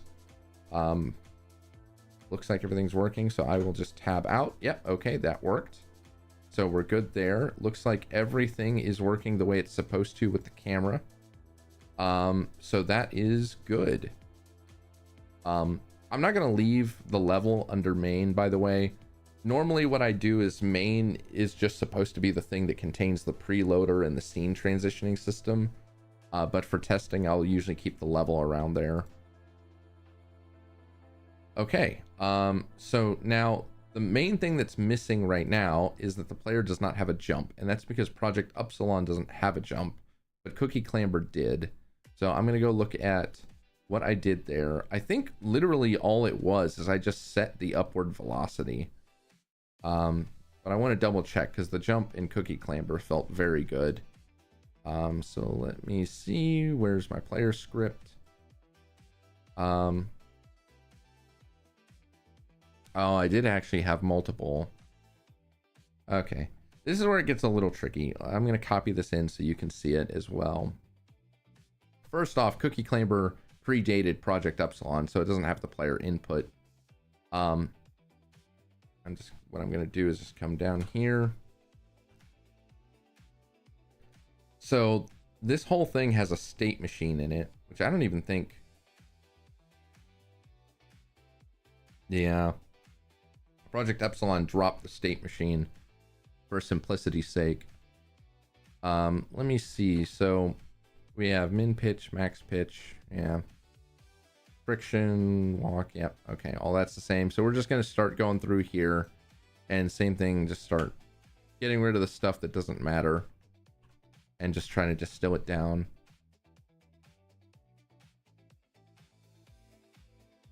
In air movement, in air acceleration. I'm not worry about push force. Gravity multiplier. You're saying multiplayer. Gravity multiplier, move speed multiplier, acceleration multiplier. Yep. Okay, so those are all there.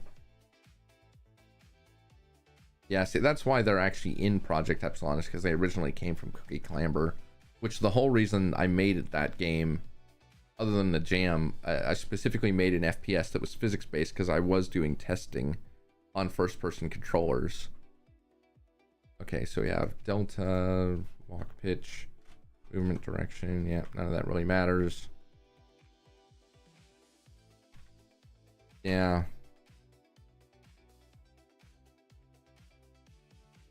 Yeah, this is also something I did that I'm not a huge fan of, is that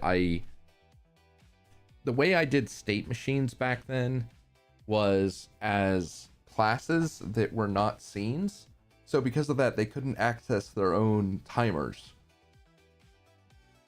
Because to create a timer, even a temporary one, you have to have access to the scene tree. But because they were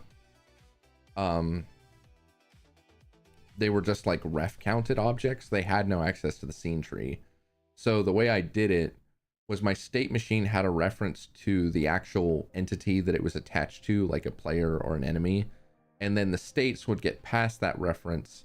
So I would just put all the timers and things that the states needed on that main entity, and then they would access it. It was really awful.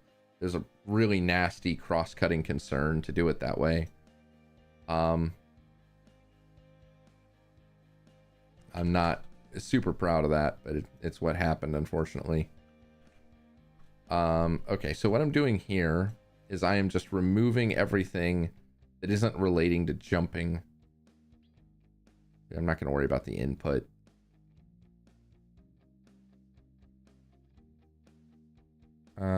Also doesn't look like it matters.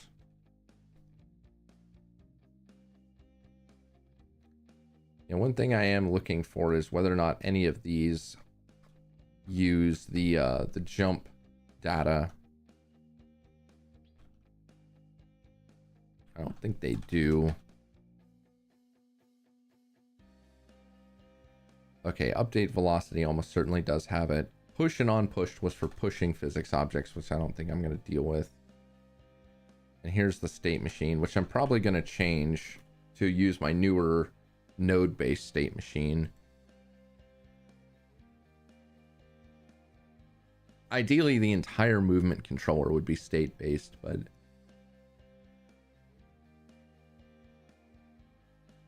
I don't think it's worth trying to convert that right now.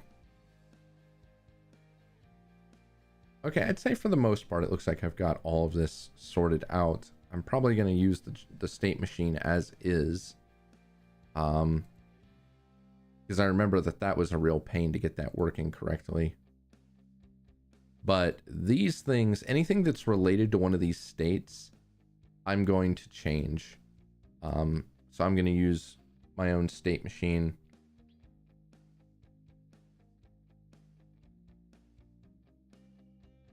And I'll probably just code that from scratch. I've got some examples of it, but it doesn't take very long.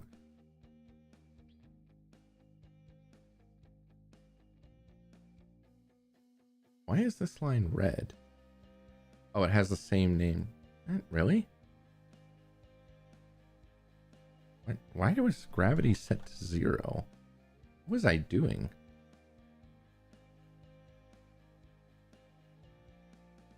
Oh, weird. That must have been something strange I was doing in Project Epsilon. I just set the gravity to 0 and forgot about it. Oops. Okay, well that's fine.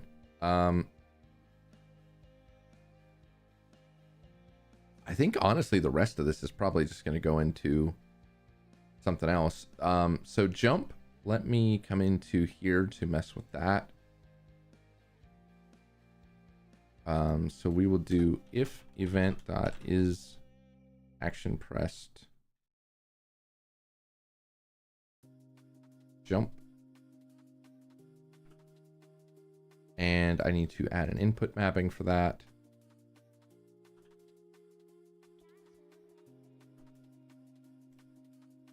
Okay.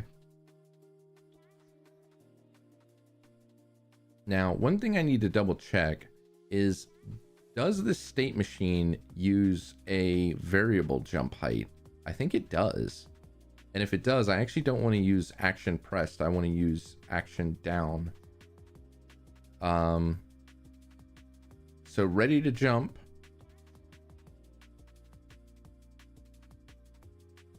Okay, that's just that.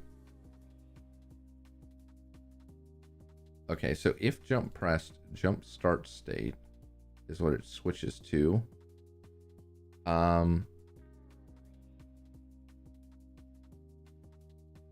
that just immediately switches to the, yeah, okay.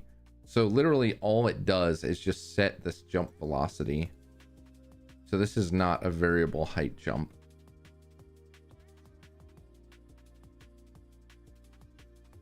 I didn't think it was. Ah, okay, that's what the state machine's actually for. Yeah, so all the state machine, it's been a bit since I looked at this. The ready to jump state is just literally you're allowed to jump. And then if you walk off a ledge, it switches you to the falling state, so you can't jump midair. Or if you press the jump button, it starts you jumping. Whenever it starts you jumping, all it does is set your vertical velocity and then switches you to the falling state, which is basically the not allowed to jump state.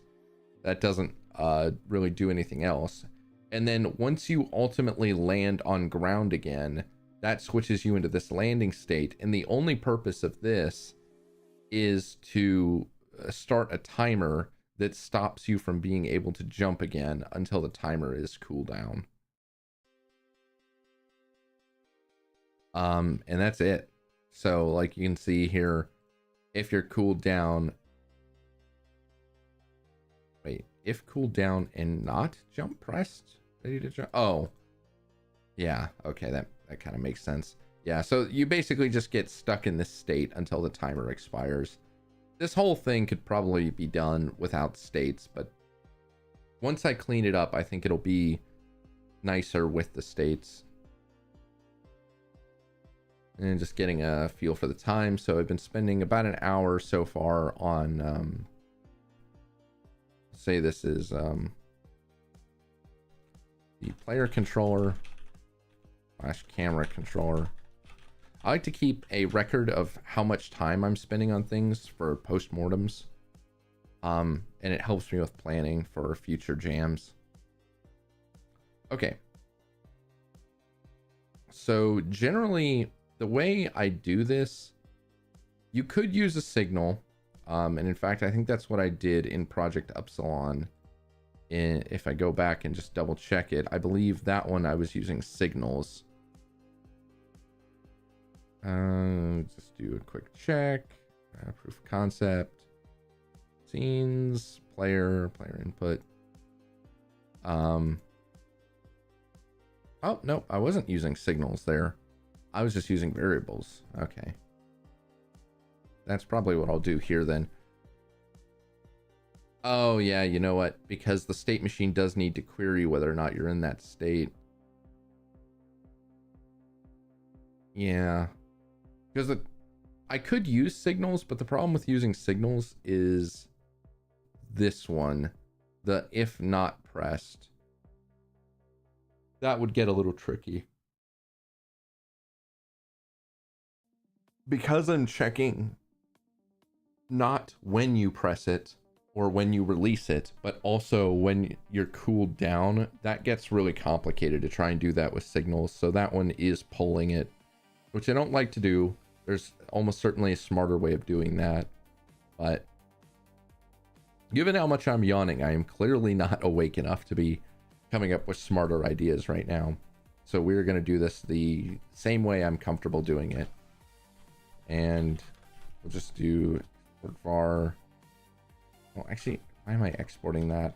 Why did I export these?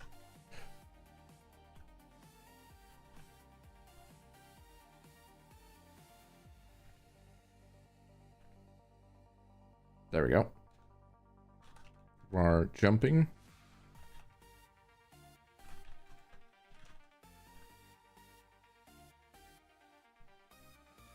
All right. And the way I like to do this is with functions.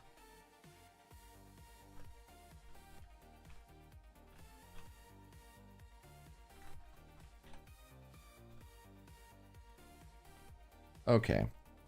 Now, notice that this only sets it to true. It doesn't set it to false.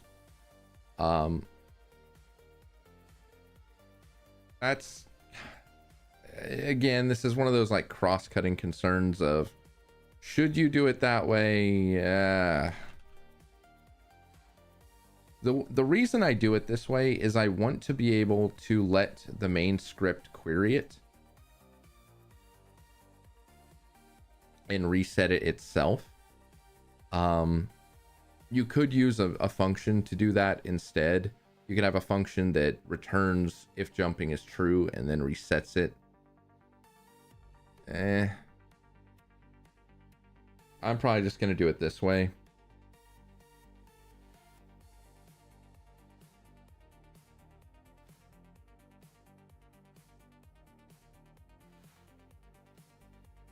Okay.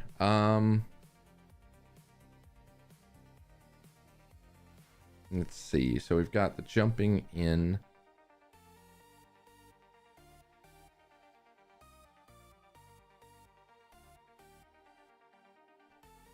Okay. So then on player, I guess the next thing I'm going to need to do is make the state machine, so that I can move these states over to it. So we will do that really quick. We'll just come over here to my scripts. I'm going to make a new folder for state machine. And we're just going to do this as a script, and we'll just call it state machine. And because this is standalone, we'll do that. Okay. Now, the question becomes, how do I want to handle the state class? States are usually nodes in this design, but the trick is that they need a reference to the state machine the way I code them. I could avoid that by just passing, because I use the state design pattern. So my states have usually an enter, execute, exit function or functions. So I could pass the state machine in as a reference. And the reason I do that is so that the states can change state. I've seen other people will do it using signals where the state will emit a change state signal. Personally, I prefer to have them directly call the state machine. And there's a lot of different ways you can pass a reference to the state machine in. Man, even state machines are boring to me today. What's happened to me? Yeah, so you can pass it in a lot of different ways. You can have the state machine pass it in dynamically by finding its children and passing a reference to itself in. You can have it pass it in as part of the function call, which is what I've done several times in the past. You can have the states take a reference to it as like an export variable. You can have them, the state, find the parent dynamically and find the state machine. Or you could use signals. The reason I don't like signals is because there's sometimes other stuff I want to pass in. So if you pass in a reference to the state machine, then you can also pass in a reference to what the state machine is attached to. But I did that primarily when I was using ref counted states. Since these are actual nodes, you can just pass a reference in directly. And it's not, you know, it doesn't really matter. I think that's actually the better way to go here. So then there's not really a reason to pass in the state machine other than to get access to the change state method.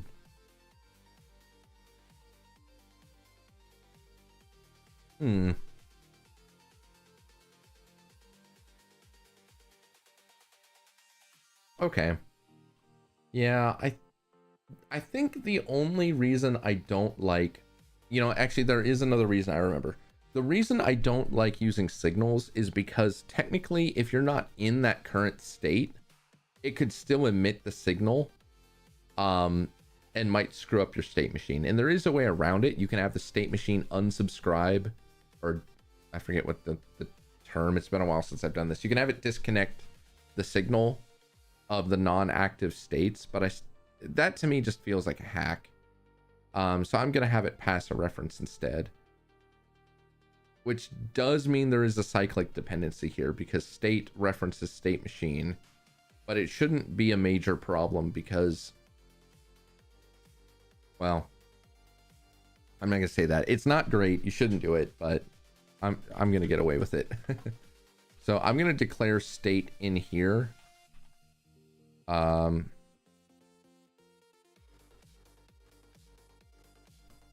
And I want to make this abstract actually.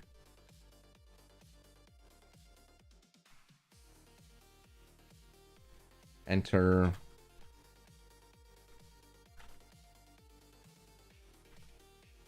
Then I do execute. And then exit. Now, the other option here is you could deactivate nodes and then just let them use their process methods instead. I tend not to like that approach. One of the benefits of doing it this way is if for some reason the node needs to do some background operation, it can still do that in its process method, but the state machine tick isn't going to run until the execute method. Oh, that was the other reason too I like to pass in the state machine, is that sometimes I'll have the state machine run on a different timer. So for instance, with AIs, I find it is better to have their state machines run at a lower tick rate. So I won't actually update them in the process method. I'll update them off a timer that runs at a lower tick rate. And then I pass that custom delta time in as part of the state machine. You can get the delta time, and I'll pass that in so that enter, execute, and exit have access to the tick rate delta time instead of the physics process or the render process. Just another reason I prefer to pass the state machine in. But okay, so state machine is going to need a few things here. So I need var current state, and we'll just call that state. Actually, I'm going to change this to abstract state. Then I need var next state. This will make sense in a moment. All right, I'm not going to do the tick rate thing here because I don't really need AI, so I'm not going to worry about it. But I need a func change state. And this is going to take new state. And literally all I do here is I just do next state equal to new state. So the way I handle my change state is that you can call it as many times as you want from either enter, execute, or exit, and nothing will immediately happen. But the next processing tick, it will do something.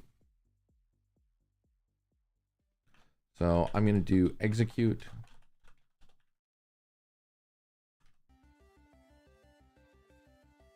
And in the execute, what I'm going to do is say if next state does not equal null, then I'm going to call if current state does not equal null.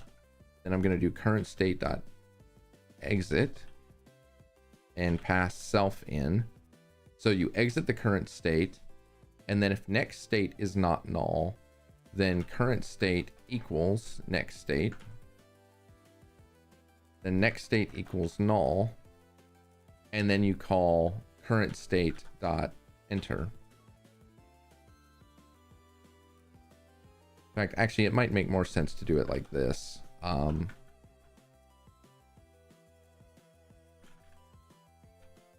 There we go. So if the next state is not null and current state is not null, exit the current state, then enter the next state, set the next state to the current state, and then unset next state so that we don't switch again. And then the next part of this is to do if current state does not equal null. We just do current state dot execute.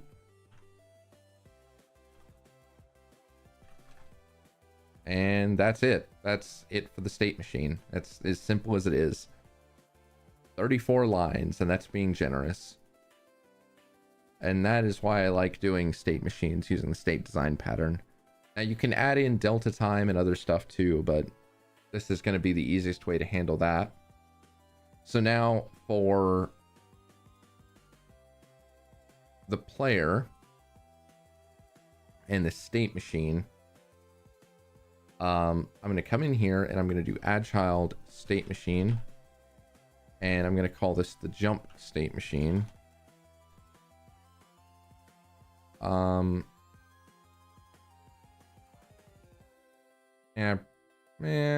Probably don't need, well, I actually probably do need an export on this to set the some stuff. And actually it does occur to me there are a couple things I might want to change here. So this is how I did it when I was using ref counted. It occurs to me that,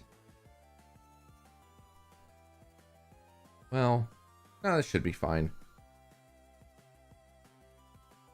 You can end up with cyclic references doing abstract state as opposed to node path. It's the only issue. So one thing I do want to check is next state actually a valid thing to transition to? So if next state dot wait, hold on, let me double check. So is ancestor of, if the given node is a direct or indirect child, okay, other way around. So self dot is ancestor of new state. Yeah. Else push cannot transition to state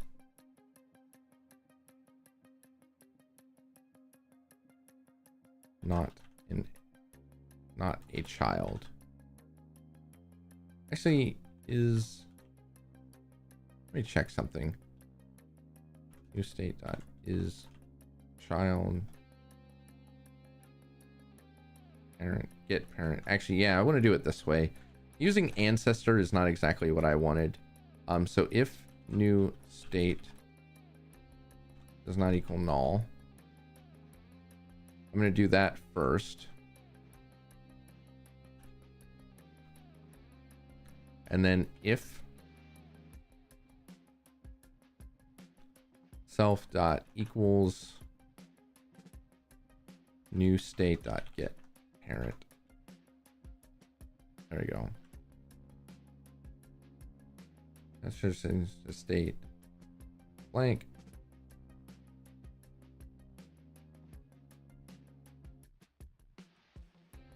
And we'll do new state dot get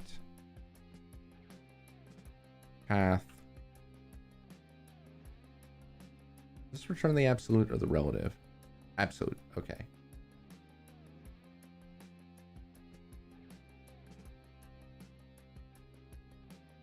Not a child of,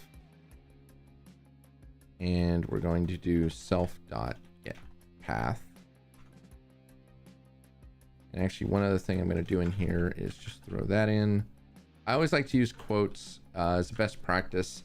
If you're going to, for debugging, if you're going to print anything that's a string, it's a good idea to put quotes around it so that if it happens to be empty, the string you're trying to print, you can actually see what it is. Because otherwise it may scramble, your message may look a little bit weird and it won't be immediately obvious what the problem is. I don't know if path can ever be an empty string in Godot, but just out of force of habit, I'm going to keep it that way. So the whole point of this is just to make sure that the node that you're passing is actually a child of this state machine. Now, another way of doing that would be to use the name of the node. That is, I think, a good option, or the path. And the nice thing is if you use the path, it does avoid cyclic dependencies. So basically next state, well, this would actually take a path is the thing. So it would take a node path. Let me check. Does node path have methods to determine? Yeah, the problem with taking node paths is that they're relative to the thing you attach them to. So the way this is intended to work is that each state holds a reference to the states that it transitions to, which can potentially be a cyclic dependency. If you have them hold a reference to a node path instead, then that can be what they pass to change state. The problem with doing it that way is that you have to do some funky stuff to relativize the path. Otherwise, the path won't work. And because you're trying to dereference the path in a different node that the path wasn't attached to, it doesn't work that way. And it comes down to the fact that when you attach a path in Godot, it doesn't attach the absolute path. It attaches the relative path to an export variable. And it gets kind of funky. There might be workarounds. I haven't looked into it that deeply, but it's a... using a direct reference can cause cyclic dependencies, but in my experience, it's not usually a problem. Godot does generally handle cyclic dependencies within the same scene as not a big deal. It can be a problem though, so it's worth noting that that is a potential issue.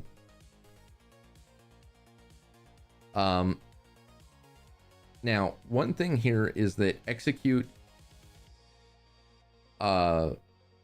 is not currently being called, so I need to pick where I want to run it. So usually what I'll do on my state machine is I have a toggle where you can switch it, just like a lot of other nodes, you can swap its processing mode from physics to process to manual. Oh, wrong class. So these, let's see, where was it being called? It was being called in physics process. I'm going to go ahead and I guess also make a toggle here for this. So we'll do an export var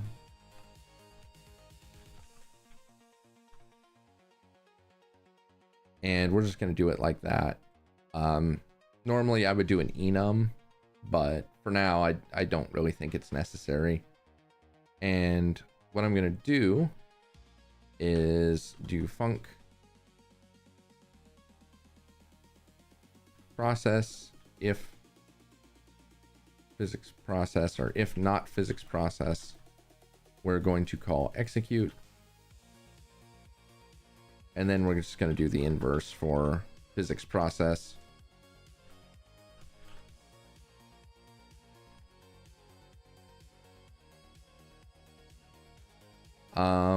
Now the delta,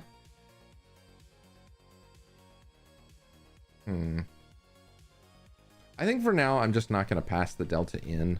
I don't think it matters. You can also actually get the delta by querying the engine, but I'm trying to think of what state machine I would write in this project that would need to know the delta, and I actually can't really think of anything, so I'm not going to worry about it for now.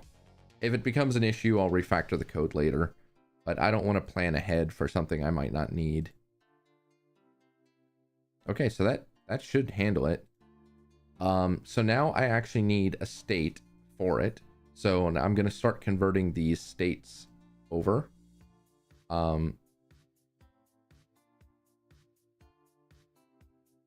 Now, these are just scripts, so it would probably make sense to just throw them in my scripts directory. This is where my directory structure starts to break down a bit, because my player input is separate from the player, even though it's just a script. And then my player jump state machine would end up being out here too. I think I'm going to keep it out here though. So I'm going to do a jump, or I'm just going to do a folder called states actually. And I'll keep it separate from state machine, because state machine is kind of the just implementation. And we're going to do abstract. Oh, that's weird. Why can I not select that as the inherit? Okay, we'll just stick with node for now. So let's call this ready to jump state.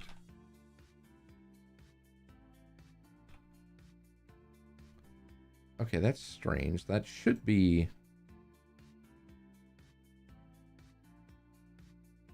I'm a little confused. That should be something... Oh, no, you know what it is? It's a subclass.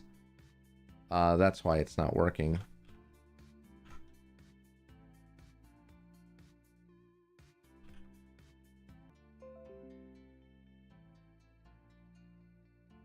Ooh, looks like the stream dropped for a moment there. Hopefully we're all back now. All right. And we will call this ready to jump. Okay, so now I actually have to implement this. So enter, or you know what? I am going to do these not as abstracts, come to think of it. I'm going to do these as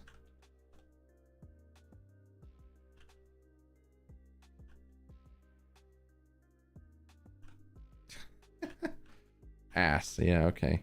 Yeah, this is ass. I don't like doing it this way. Yeah, so Godot, I don't believe it actually has an interface keyword yet. Yeah.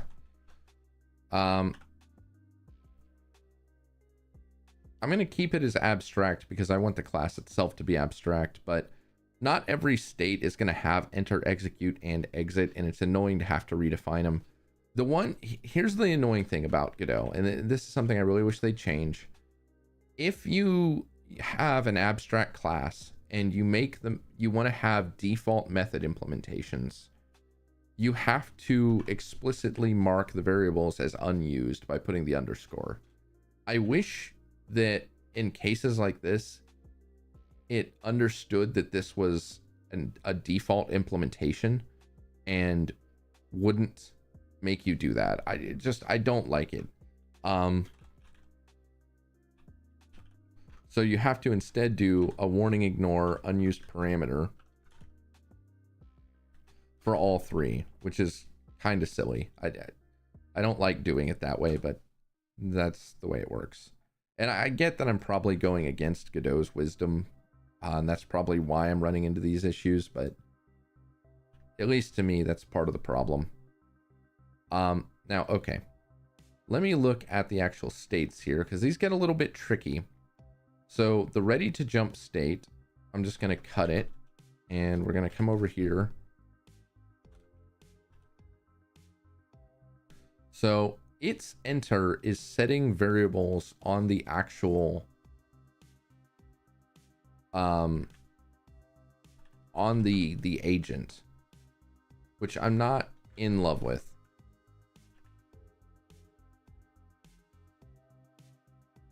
And then similarly, its execute does something similar. Also, I need to actually copy that.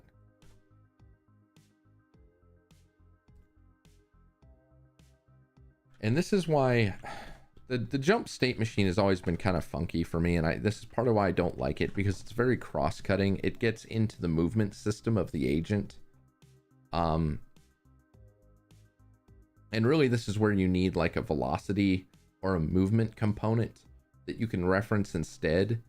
Because my options are either I need to declare a lot of this stuff as export variables on the agent or on the player so that this thing can modify them directly, or the player needs a reference to the current state and it needs to try and read these from something else. I am inclined to avoid this issue in the hacky way, and that is to just make a jump component that stores these variables and holds the state machine.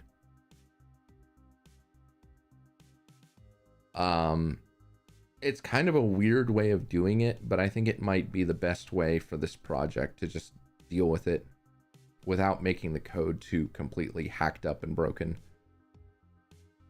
Which it's still very much broken, but now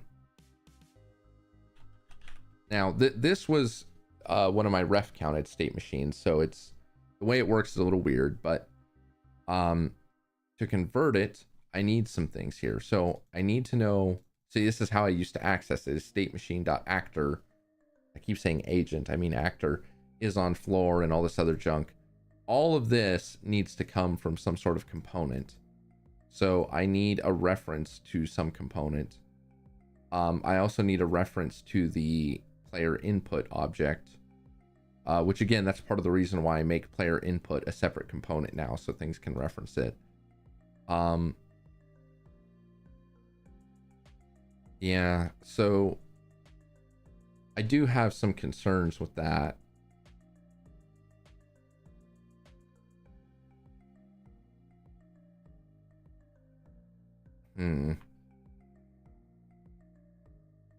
Okay. So one of my chief concerns at the moment is, maybe I need to take a break and think about this, but well, okay. Let me so we'll say I can't directly reference these. These are meant to be references to things that are already in the node path, or that are already in the scene under the state machine. So I'm actually going to take export variables to reference it. So the first one is the if you're on the floor. So we'll say landed state, and we're going to reference an abstract state. And then the other one is a jump state. So the landed state is that one. Or no, that's I'll call this airborne state, actually. And then this would be the jump state. Yeah, okay, so I'm realizing Godot doesn't detect this as a problem yet, but this actor does not exist. So I need a reference to something. So that's where I'm going to need a jump component. So I guess what I'm going to do is I'm going to come over here and make a components folder.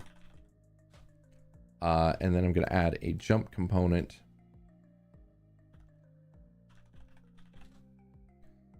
And I think I'm actually going to move my states into that. So I'm going to save this, but then I'm going to move it under the jump component. And then I'm going to probably just ditch the states directory. I think this is the right way to do that. And then the jump component, I'm going to go ahead and make its own thing. So this thing is just going to store all the logic for calculating the velocity of jumps and all that. And also I'm going to remove the state machine off the player. So what I'm going to do is I'm going to come down here and I'm going to grab everything relating to some of this. So like jump cooldown time, falling gravity multiplier, all of this. And we're going to just cut that. And we're going to put that in the jump component. And gravity, I think I'm going to keep gravity and the gravity multiplier there. Yeah. Okay. So that's part of that. And yeah, I'm sure there's a bunch of stuff blowing up at me now. So falling gravity multiplier, in air movement speed multiplier. Yeah. Okay. So all of this is just variables that are going to be referenced by the states to modify things. And then I need the actual outputs. So var, so if we look at the states, so we have gravity multiplier, move speed. Yeah. See, that's the thing. These all modify that. So I'm going to copy these.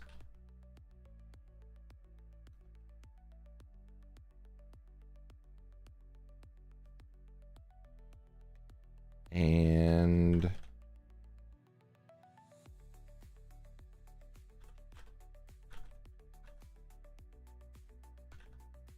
yeah. So these are the actual things that the states are modifying. So gravity multiplier, move speed multiplier, acceleration multiplier, and jump velocity. I call that move acceleration multiplier.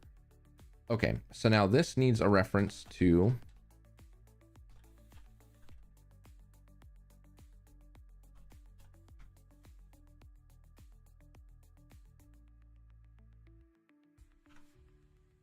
that. Now, realistically, the move component itself probably, well, I guess it does kind of need to be a node to work.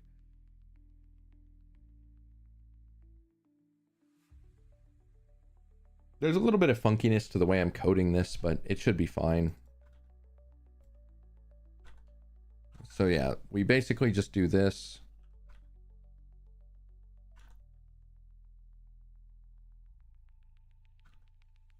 And it really is that simple right there. Now jump press needs to come from player input, so I need that as well. Well, actually, that's an interesting one. It wouldn't come from player input, because if I want to keep this component as well defined as possible, I probably don't want to do that.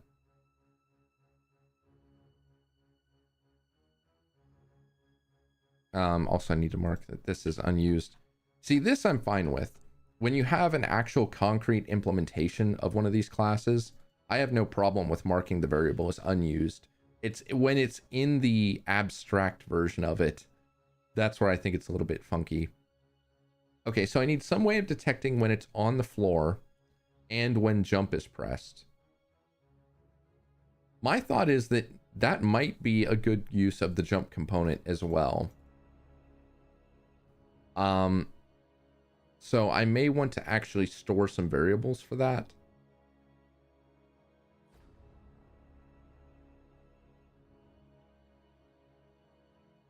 So these are basically the outputs that are going to get read by the player. But there is some other stuff I need to do here. So let's see, do I want to do this on enter tree? I think I do. So called when the node enters the scene tree.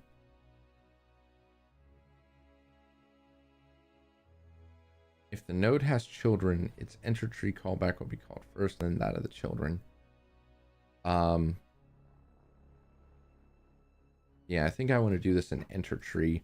I was trying to remember if I need to add some children dynamically, and I couldn't recall if you do that from enter tree or if it was better to do that from ready, but I think it's fine to do it from enter tree.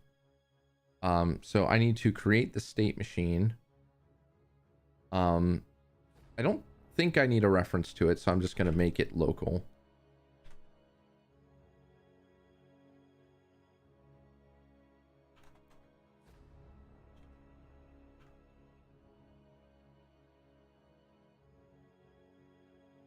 And we'll just do add child state machine.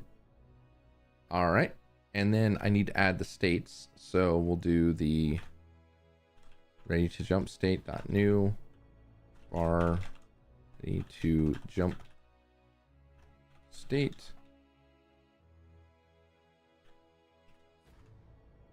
Now I did these as export variables, and you really don't need them to be export variables when you're adding it dynamically, because export just means that that property is going to be set by the scene file or through the UI. I think there's a lot of confusion about what export actually means. That's what it means. It means export the variable to the scene file and load it back from the scene file. As a convenience, Godot also exposes it in the UI, but there's actually an export, I think it's export ignore or export hidden. What is the other one called?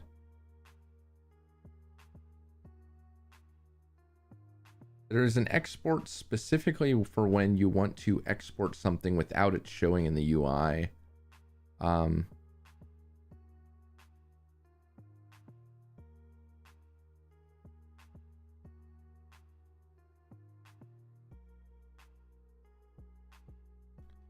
Custom dir num file path flags. They didn't remove it, did they? Global directory group multi-line node path placeholder range. Oh, actually, it's export storage. That's, yeah. That's why I always get confused. It's not intuitive. Export storage means only export the variable to the TSCN file. Don't expose it in the UI or in the property or in the inspector, I should say. Whereas export is export it to the TSCN file, but also to the inspector. So realistically, this state is being created dynamically. the ready to jump state and the other states with it. So there's really not a reason to export them to the TSCN file but in case I ever wanted to do it that way, I'm going to leave it as just export. It's also just easier, or it's a little more straightforward, especially if you want to do some like ad hoc testing. But now I do need to set some stuff. So jump component equals self. Let's see, what else does this need? Airborne state and jump state. Yeah, okay. Airborne state equals null. We'll come back to that. And the jump state equals null. So this is where that cyclic dependency is going to become a lot more apparent. All right, so I need something to indicate whether or not the player is jumping and whether or not they're grounded. Now, I think that for detecting grounding, it makes the most sense to just have this component take a reference to the character body and to query it directly, rather than making the player script set this manually. Jumping is a different story, because whether or not they're jumping, that could be something that's set from an agent in code, or it could come from like a player input script. So jumping, I think, makes sense to wire that up with the player script, which is really what the player script is meant to be. Ideally, is it should just be wiring up components. So then, how do I want to handle that? I'm not sure offhand yet.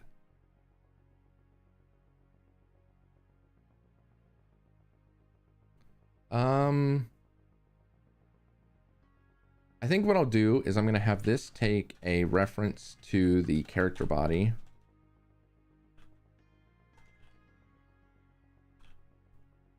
And yeah, the one downside is that because Godot has different class branches for character body 3D and character body 2D, you can't make this generic to either very easily unless you add a layer of abstraction. But we'll just do it like this for now. Okay, so get a reference to that, and then I'm gonna actually make a function for this. So we're gonna do func. Oh wait, no.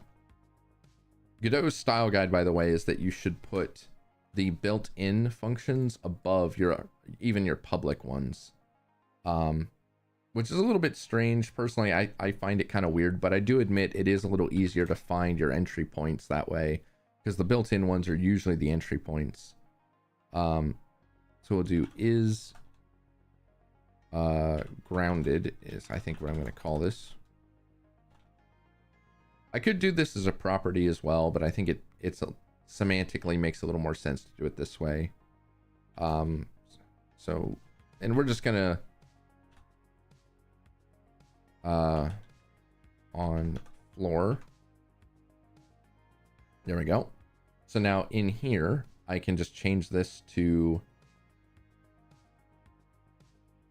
jump component dot is grounded.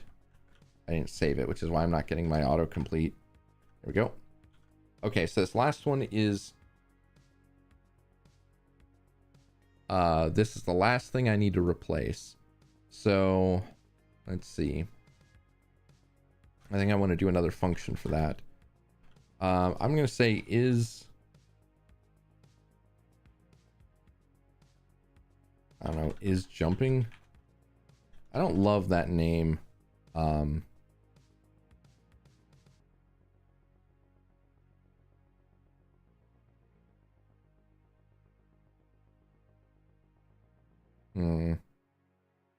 Yeah, I don't love that name, but I think I'm gonna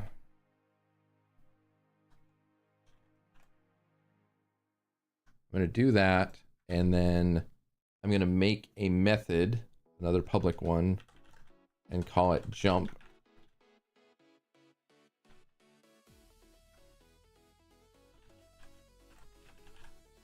I'm gonna do that.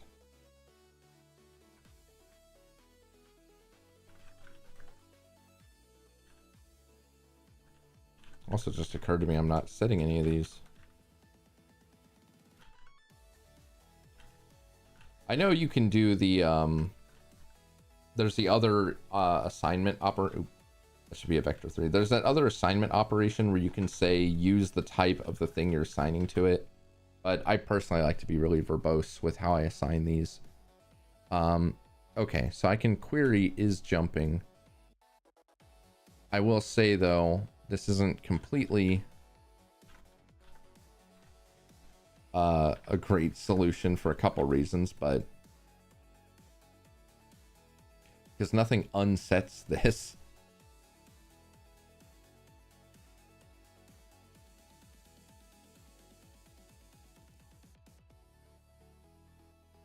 Yeah, there's no way now to unset whether or not it's jumping, which isn't great. Well, all right. I think I'm going to think about this a little bit while I'm at lunch, which I am going to go ahead and take a break here. I'm going to be gone for a while, so probably not going to pause the stream. I'll just end it for now, and will fire up a new stream whenever I am back. So keep an eye out for that. And like I said, plan is to stream as much of the development as I can. If it starts to become a bit of a mental burden on me, then I'll cut the stream. And but yeah, other than that, thanks for tuning in if you happen to watch, and catch you next time.